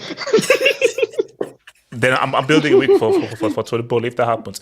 If self-snitch backfired, Chelsea to follow Fulham and Brentford in promotion. Road to Division 1. Shout out Brentford, man. Wait, you mean playing Football Manager? wait, wait. Wisecape, what do you think happens to Chelsea and City? Good look, bro. Wisecape there. So basically, here's my thing. It's not looking good. So the conclusion is Chelsea are getting punished this season and City are never getting punished. That's the Yeah, that's Probably. No, Yeah, I that's think right. the Man City It's cases were take you, 2 were years you minimum. why were you in a space on Twitter? I saw you in a space on Twitter about Do you know? I forgot that when people follow you, they kind of see what spaces you're. Zeman, I was just curious. Which space was he Nah, on? Hold on, which space was he on? You were actually nervous watching that space. No, which space? Which space was he on? It was on Twitter Spaces, man. Chelsea and Man City, like. No. Basically, could Chelsea or City play Scunthorpe next season? I was in that space. I was only there for 2 minutes. So last topic, very brief, man. I'm gonna come to you, Zeman. Zeman, is Havertz now a left back? Bro, he's not a footballer, let alone a left back. Like, now Guzman actually had remarks where he said, like, I had this tactical setup. I know how to bring out the best in him. It's on Fabrizio. He commented on Kai Havertz playing as a left back, and I just like this guy is utterly useless, man. I don't like you either have Arsenal fans that are trying to convince themselves this guy's a center midfielder, and then you have Germany that's using as a left back. You have people that are confusing what position he plays. Majority of people saying he's a second striker, which I kind of think he is, or a striker. I don't think he has that ability. It's like, at what point do you just give up on a player? Because I feel like he's one of those players that's just used for, let's be honest, like laundering. Like at this point, No. Basically, he's the German Lucas Vasquez or the German Nacho, like utility man. Yeah, but Lucas Vazquez and Nacho have like they have a usage. They're at least good at one thing or a couple things. But this guy, Lucas Vasquez is a utility man. He's not good at one thing. He can just do many different things pretty well. Yeah, but Lucas Vazquez, I would rather take him as a fullback, and knowing that he can do somewhat of a job compared to what this guy can do in any position. Kai Havertz, what we can do in any position, and at some point, like. The football world got to give up on him, man. This is getting out of hand. Why is this guy still getting picked? Like, he literally does nothing for any team. Like, how is he a part of your future plans, and how is he a part of any plan at all? I mean, but I think I think people have to just accept that Havertz just was not that good and it happens. How many times have we seen this a very hyped up player, hyped? And he simply does not live up to the hype. You know what makes it difficult for him? I don't think he ever had a out and out position. And I feel like if those players that don't have an out-and-out position, their development, they're not going to see that much Well, development. wasn't his position as Leverkusen behind the striker? Yeah. And then he came into Chelsea. And you He guys played right winger sometimes as well. Yeah. You guys. Yeah.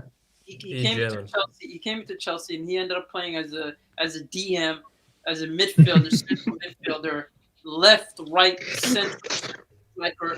This guy was literally deployed everywhere, and he has no sense of identity. Like his identity's gone, bro. He's whatever the manager wants him to be, but he can't perform to the expected. Wait, hold up. So Zimmerman, are you saying that he's gender fluid? Yeah, he is, man. I knew someone was going to say that. I was... Shout out to the alphabet. Easy. Respect they them, man. Respect they them, bro. Well, okay, Money Mace. As an Arsenal fan, okay, now, Money Mace, I was on Twitter, and this was a Twitter space hosted by Arsenal fans, and the title of the Twitter space was, "Do we need to question Arteta's talent ID? Havertz at left back." So, Money Mace, where are you at with Kai Havertz, being that he's not been deployed as a left back for Germany? Money Mace. What's it called? J2S, talk to me. Havertz. Yeah, I mean, usually utility players, they have uses in their different positions. Like Lucas Vazquez, you can play him in different positions, and he has a use. So natural, like he was decent at centre back last year, and you can play him as a full back as well. But Havertz is a rare player. He's versatile, but shit in all the positions you put him in. So he's crap on the right wing, crap as a striker, crap as a left winger. Him in any midfield position can't do that. And then we're seeing him at left back today. I think he conceded the penalty, didn't he? But he scored. I think he scored in the first 5 minutes. They said. Yeah, but I don't know. That was he scored. Yeah, he scored. I think that's the whole point. Is that Nacho and Lucas Vazquez, put them in those positions, they actually do a job. Havertz does not do a job in any position you put him in. That's the issue. He's the waste of oxygen basically on the pitch. If you have Havertz on the pitch, you're 10 men down already because he doesn't provide anything to the game. So so does Arteta need to hold an L for trying to be like, I'll be the guy to figure out Havertz when, bro? No, thanks for the 60 mil because we fleeced you for the 60 mil, but we told you that no, this guy's a waste, and you give us 60 mil for dude. No. It's been like 2 months. No, in case you can go. So I'm just saying that it's been like 2 months, 2 or 3 months. So I think like you should give every player a season at least. Okay, Casey. Honestly speaking, do you believe that Havertz will turn good for Arsenal by the end of the season? Not likely, but like maybe Arteta can do something. Yeah, but what's that something gonna do? Casey, come on, bro. Casey, we've seen this guy extensively. Casey, you would hold up. Casey, you are still holding out hope that Havertz can do something. No, my thing with players like Mount and Havertz is that like a lot of managers like them. There has to be some reason. Has to be something that we are not seeing. No, Casey. Do you know what? No, Casey, I will tell exactly what it is, and it is managers' arrogance. The managers that say that I can figure this guy out, and I want to be the guy who figured this out. Now, here's the thing. Mount has some talent. Havertz has some talent. Talent is just one thing. Knowing how to execute it is another. But every manager wants to say, I was the guy who found the talent. No, but so you failed, but I was the guy who figured this out. Look at me. I'm amazing. Okay, explain this to me. Tuchel played Havertz.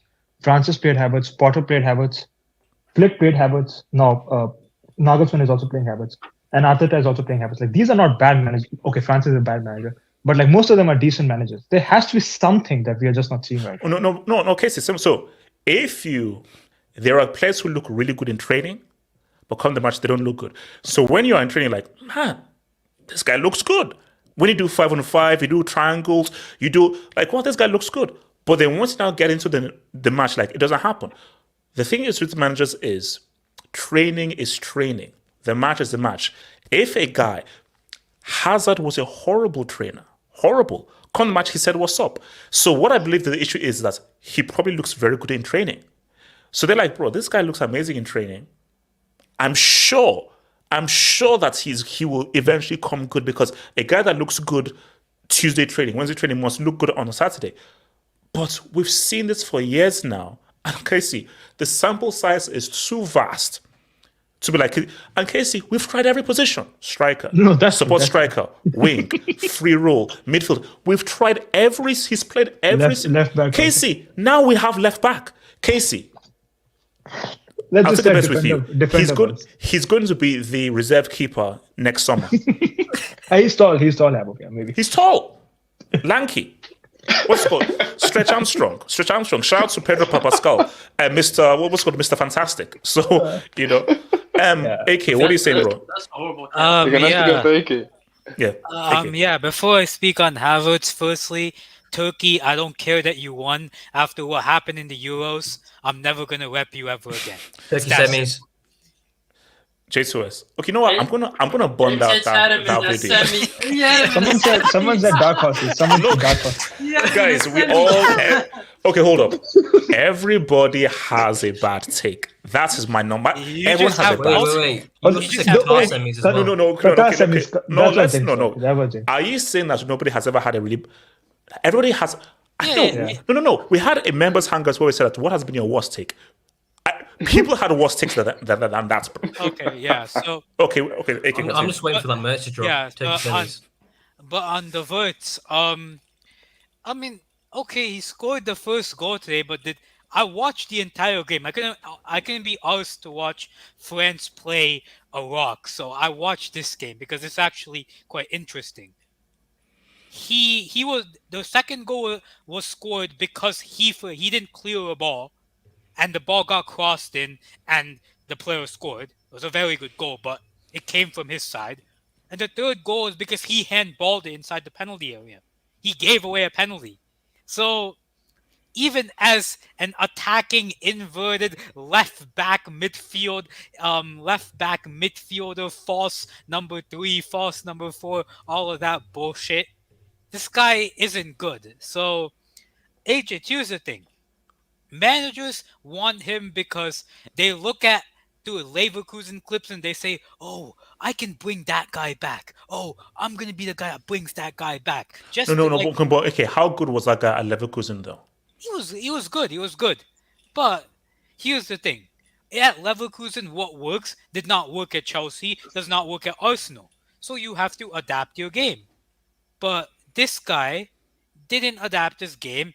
He's still very, off the ball, he's quite lax. Like, I don't know what his best position is because even as an attacking midfielder, what does he do best? Does he create? No. Does he, does he have good... His positioning is good. His positioning is good. His positioning is good, but then you have to actually get the ball and create space for yourself with the ball rather than just without the ball as an attacking midfielder. So, I mean, it doesn't make sense. And even as like Nagelsmann, I said Nagelsmann was not the correct choice because he does dumb shit like this. In an international tournament, when you have a Euros at your home, keep in mind, today's game, HH, Germany were getting booed. Every time they touched the ball, Germany were getting booed. Turkey were getting there were more Turkish fans in that stadium than there were German fans. The German national team was literally getting booed. So you have that in that point, 9 months, 8 months away from a national tournament that's hosted in your country, and you do stupid shit like playing Havertz as a left back. This is exactly why Nagelsmann shouldn't have been Germany manager. The guy's too experimental. Yeah, it's a bad mix. Bro, I fear for next summer, bro, for Germany, man. Are we seeing Germany get grouped again? Yeah. Back-to-back groupings. That's crazy. At home as well. How are you going to group at home? Yeah, because you got the third place thing. They were literally booed. Just watch the game. Every time they touched the ball, it was just boos. AK, the question is, are Germany going to get grouped even though it's best that place to lose attacks? I mean, I look at Germany right now. If they get Turkey in their group, they're getting grouped because Turkey always do well against Germany. If they get any of France, England, Portugal in their group, they're not coming first. And wait. In the game, were they chance of traitor towards Gundogan, or is that going so far? I don't know. No. It was whenever Germany scored, it was silent. The stadium was silent. So no one was saying Judas or anything. Okay. No, you know, wait. If you think about it, Germany also nearly got grouped at home in the last Euros because they played all the games in Germany. Yeah. They played France, Hungary, and Portugal. No, they didn't get grouped. No, but they were in the round of 16. Almost. No, I said they almost got grouped. So this is the second time we're going to see it. No, but they went a tough group. So Kenny, what are you saying, bro? Kenny, what are you saying, man, about Havertz, man? It's sad, man. It's sad, man. For me, no, yeah, because if you see the player he was at Leverkusen, honestly, when we bought him, I'm not gonna lie, I thought, yeah, we got a player there. But for me, with Havertz, since he's been bought by Chelsea, the idea of Havertz has always been better than the actual player. So like when you see his attributes, you're like, oh, yeah, he's silky on the ball. The guy he's quite a decent finisher. Like you look at German's the down, you know, yeah. But like when you watch him play, it's like the guy is lackluster. He's got more Champions final goals than Mbappe. Yeah, yes, that is true. That is very true. Can it continue? No, but like the guy is so inconsistent. Like some games, like even at Chelsea, the guy would be great, and then the next 4 or 5 games, the guy is just a ghost. Sometimes the guy, like honestly, he's on the pitch, but he's not on the pitch. So like I think Detroit said, you play with 10 men. Like sometimes the guy is inexistent on the. You don't see him. The only time when you see him is like. Nowadays, I don't know why the guy gets mad and then he does some silly stuff like he pushes the defender and makes a foul. Just I don't know what he's trying to do. If he's trying to rile himself up for the game, but like, I don't know what happened to him. Like even from when he came to Chelsea to like what I'm seeing, the guy's declined as a player, which is crazy. Like the guy came at age, he didn't get no serious injuries, so you can't say. But I mean, I saw it in the someone put it up in the streets. Is he a confidence player?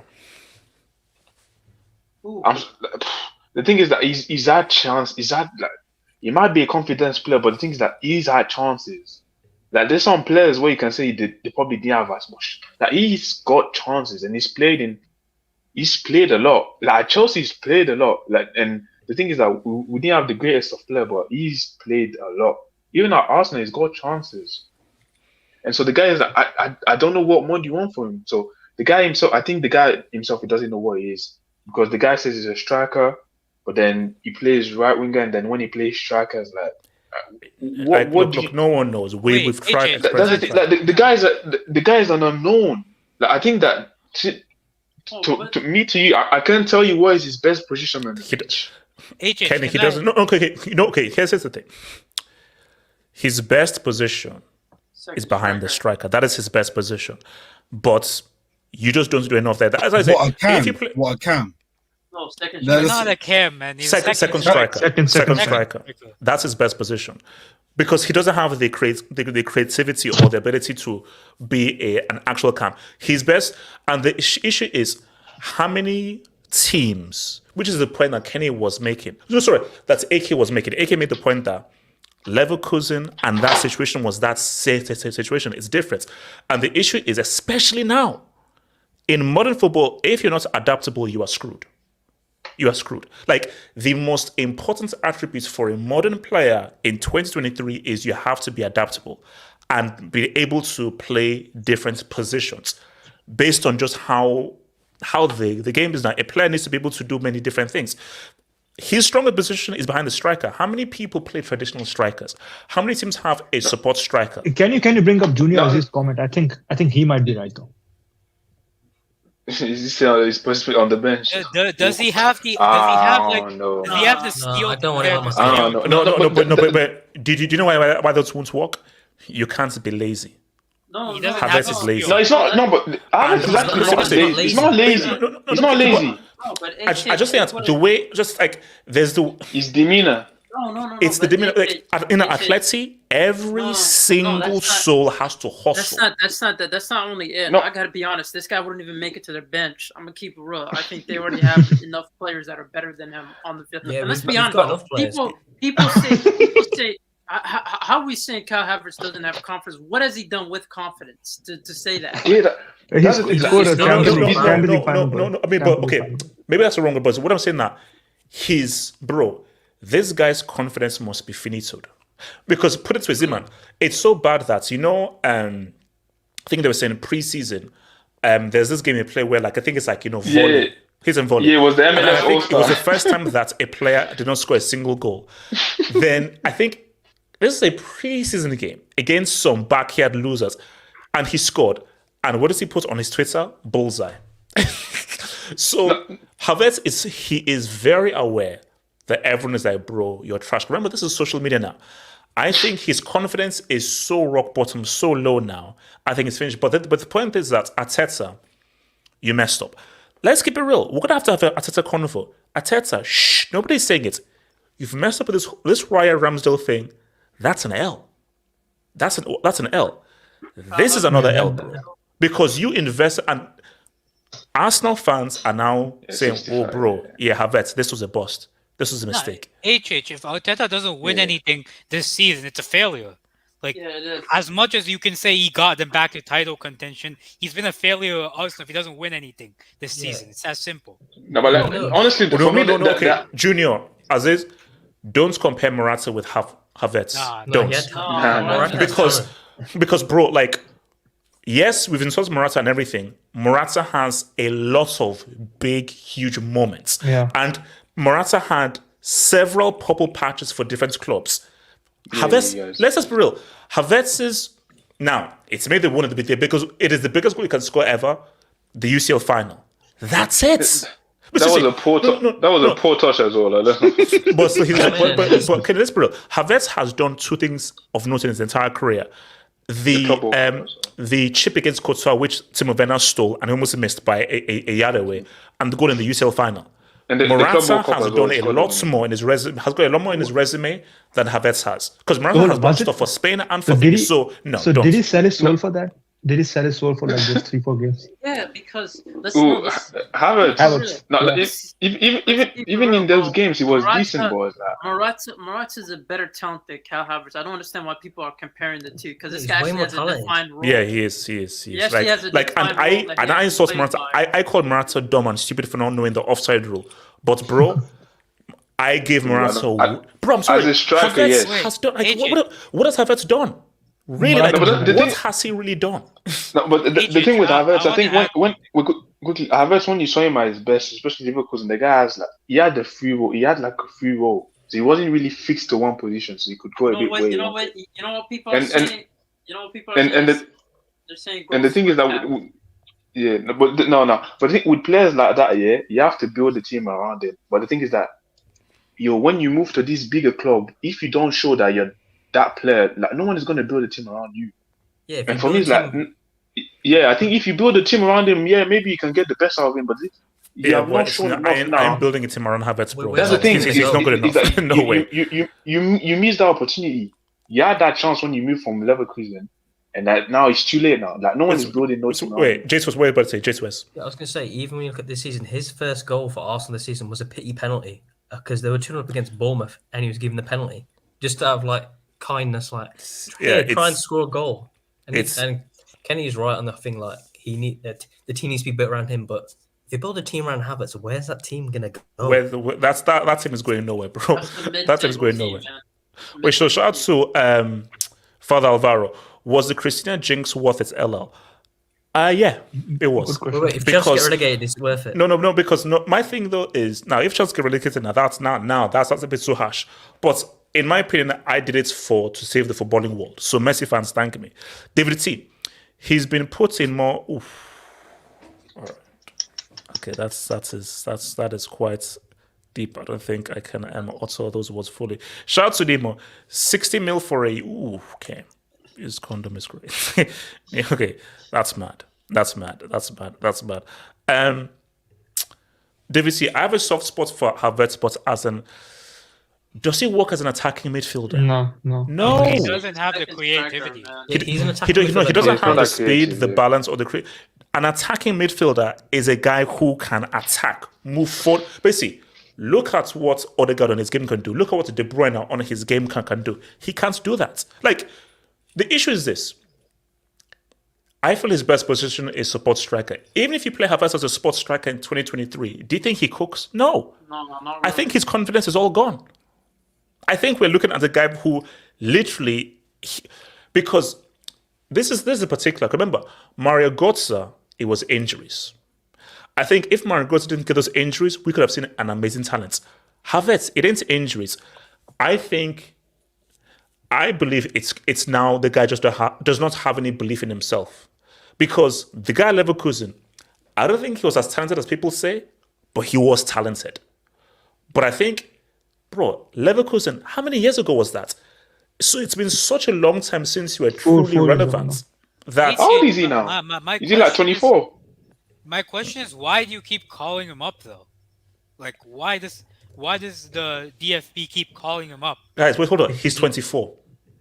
Yeah, 24. Yeah, man. It's over. It might be too late for him. Yeah. Okay. And follow over Morata, Saul, Aspi are glad they left Chelsea for Atletico Madrid. Wait, so you're saying they're glad that they left a 2-time UCL winner for a 0-time UCL winner? No, it's because we're not be playing in the second division. Bro, it's crazy. So guys, remember tomorrow we're doing Team of the Decade. So remember, Team of the Decade, I know, I bricked it. I know, shout out to Miss Smallwood. It is from 2010 to 2019 inclusive. 2010, so we're going to do an 11, a bench, and a manager. So that's what we're doing. The bench. Mourinho, so remember, so we have a bench of 5. Keeper, the defender, 2 midfielders, and striker. That's our bench of 5. A manager, maybe even an assistant, and then a full left. Yeah. Are you gonna shamelessly put Hazard in the discussion? He will. Oh, I will.